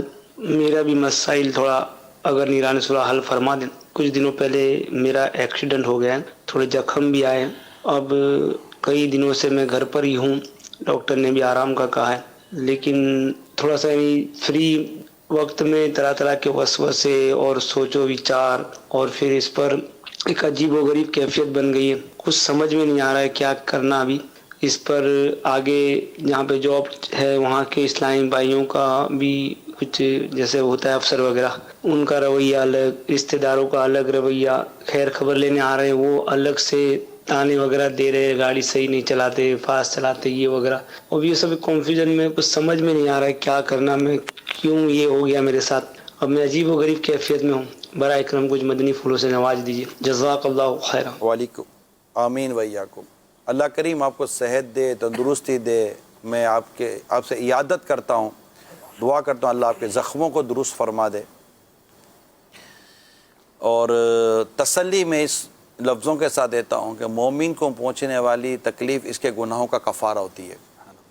اب جو قلبی تکلیفیں پہنچ رہی ہیں، ذہنی تکلیفیں پہنچ رہی ہیں، جسمانی تکلیفیں پہنچ رہی ہیں، بس آپ یہ اچھی امید رکھیں کہ اللہ تعالیٰ آپ کو ان تمام تر تکالیف پر اجر دے گا اور گناہوں کی مغفرت کا ذریعہ بنا دے گا۔ یہ ہمت اور صبر کے لیے بہت ہے۔ اور یہ کیوں ہوا؟ تو ایک شخص تھا جو بڑی گھبراہٹ کا شکار تھا، ہر وقت گھبراتا رہتا تھا، یہ کوئی عمدہ کام کر ہی نہیں پاتا تھا، گھبراہٹ ہو جاتی تھی۔ اس کو ایک جملہ مل گیا، کسی نے جملہ دیا، اس نے کہا اس جملے نے میری زندگی کو بدل دیا اور میں نے ایسی ترقی کی کہ بس میں کہاں کے کہاں نکل گیا۔ وہ جملہ کیا تھا پتہ ہے؟ اللہ سب بہتر فرمائے گا۔ آپ کہہ لیں اللہ سب بہتر کرے گا انشاءاللہ، اللہ سب بہتر کرے گا انشاءاللہ، کچھ بھی ہو نا اللہ بہتر کرے گا۔ آپ کہہ رہے پیچھے ٹینشن ہو رہا ہے، اللہ بہتر فرما دے گا، یہ ہو رہا ہے اللہ بہتر فرما دے گا، یہ ہو گیا اللہ کے ہر کام میں بہتری ہے، اچھا ہی ہوا ہوگا۔ حدیث قدسی ہے کہ میں اپنے بندے کے ساتھ ویسا ہوں جیسا بندہ میرے بارے میں گمان کرتا ہے۔ آپ اپنے رب سے اچھا گمان رکھیں، آپ کا معاملہ انشاءاللہ مدینہ مدینہ ہو جائے گا۔ ٹھیک ہے، ہمت پہ رہنا بیٹا۔ جزاک اللہ، ماشاءاللہ۔ صلو علی الحبیب۔ جی السلام علیکم ورحمۃ اللہ وبرکاتہ۔ وعلیکم السلام ورحمۃ اللہ وبرکاتہ۔ ماشاءاللہ سلسلہ بہت اچھا جا رہا ہے۔ میرا ایک سوال ہے کہ میری وائف کو آپ کے چینل سے پتہ چلا کہ قبرستان عورتوں کا جانا ممنوع ہے، تو اس نے ماشاءاللہ اس پہ عمل کیا. لیکن ہر جمعرات کو میری کزنیں جو ہیں وہ جاتی ہیں قبرستان جاتی ہیں، اپنے جو ہیں وہاں فوت شدگان ان کو فاتحہ خوانی کرنے کے لیے، اور یہ ان کو منع کرتی ہے تو وہ آگے سے باتیں کرتی ہیں، فلاں بھی جاتا ہے، ساری عورتیں جاتی ہیں، وہ منت لے کے جاتی ہیں، تو تم عجیب ہمیں قصہ سنا رہی ہو آگے سے. تو آپ سے میری گزارش ہے کہ یہ ان کی اصلاح کس طرح کریں، اس کا حل بتا دیں. جزاک اللہ خیرہ. پہلے تو آمین ویا کو پہلے تو یہ ذہن بنا لیں کہ منوانا ہماری ذمہ داری نہیں ہے، پہنچانا ہماری ذمہ داری ہے، نمبر 1. دوسرا یہ کہ یہ اپنے عمل پر قائم رہیں، نیکی کی دعوت دیتی رہیں، برائی سے منع کرتی رہیں. انہوں نے اپنا کام کر لیا، انہوں نے منع کر دیا، اب کوئی نہ مانے تو آپ ڈنڈا لے کر منوانے سے تو رہے کہ قبرستان میں عورتوں کو جانے کی اجازت نہیں ہے. ٹھیک ہے، یہ تو طے ہے، وہ عمل کر رہی ہیں، اللہ ان کو استقامت دے. انہوں نے پہنچا بھی دیا تو دعا کرتی رہے کہ اللہ قریب ان کو بھی عمل کی توفیق عطا فرمائے. دیکھیں نا، ان کے دل میں بھی تو اللہ نے ڈالا نا، تو ان کے دل میں بھی اللہ ڈال دے گا. آپ کو انشاءاللہ نیکی کی دعوت دینے کا ثواب ملے گا، اور صبر کریں گے تو اور ثواب ملے گا انشاءاللہ. یہ تو وہی جواب ہو گیا نا کہ مجھے اس دوائی سے فائدہ ہوا، آپ بھی وہ دوائی لے لیں. تو آپ کو مدنی چینل دیکھ کر پتہ چلا، کسی طرح ان کو بھی مدنی چینل دکھانا شروع کر دیں انشاءاللہ وہ بھی تربیت ہو جائے گا. یہ بہت اچھی بات کی آپ نے ماشاءاللہ. جی محمد احمد رضا تاری لاہور سے کر رہا ہوں. نگرانی شورا کی بارگاہ میں عرض یہ ہے کہ گھر میں مدنی ماحول بنانا ہو اور گھر والے غصے والے ہوں تو کس طرح انہیں بنایا جائے؟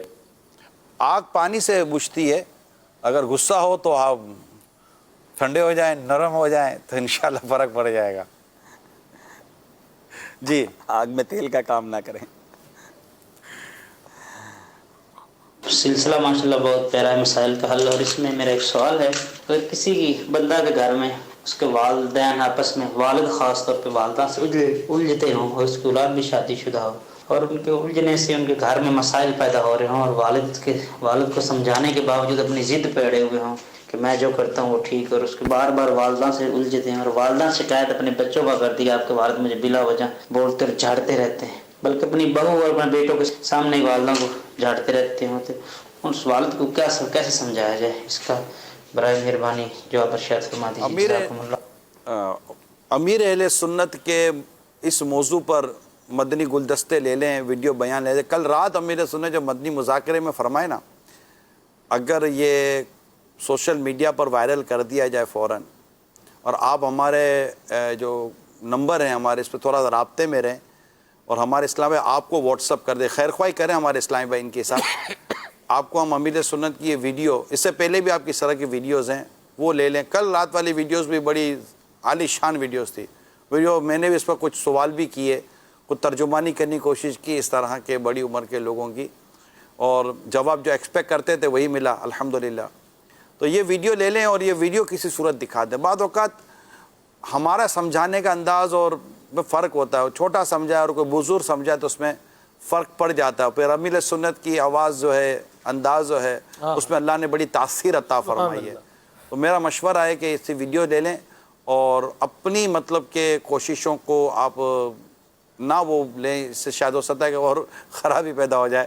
آپ دعا کی کثرت بڑھا دیں، صدقہ و خیرات بھی کریں، کچھ نہ کچھ روپیہ 2 روپیہ اللہ کی راہ میں صدقہ کرتے رہیں اور دعا کرتے رہیں. اللہ دلوں کو پھیلنے والا ہے، وہ قلبوں کو پھیرتا ہے. تو مدینہ مدینہ ہو جائے گا.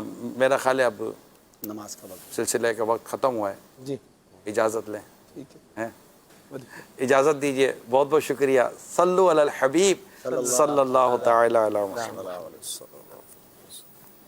پائے حسین و حسن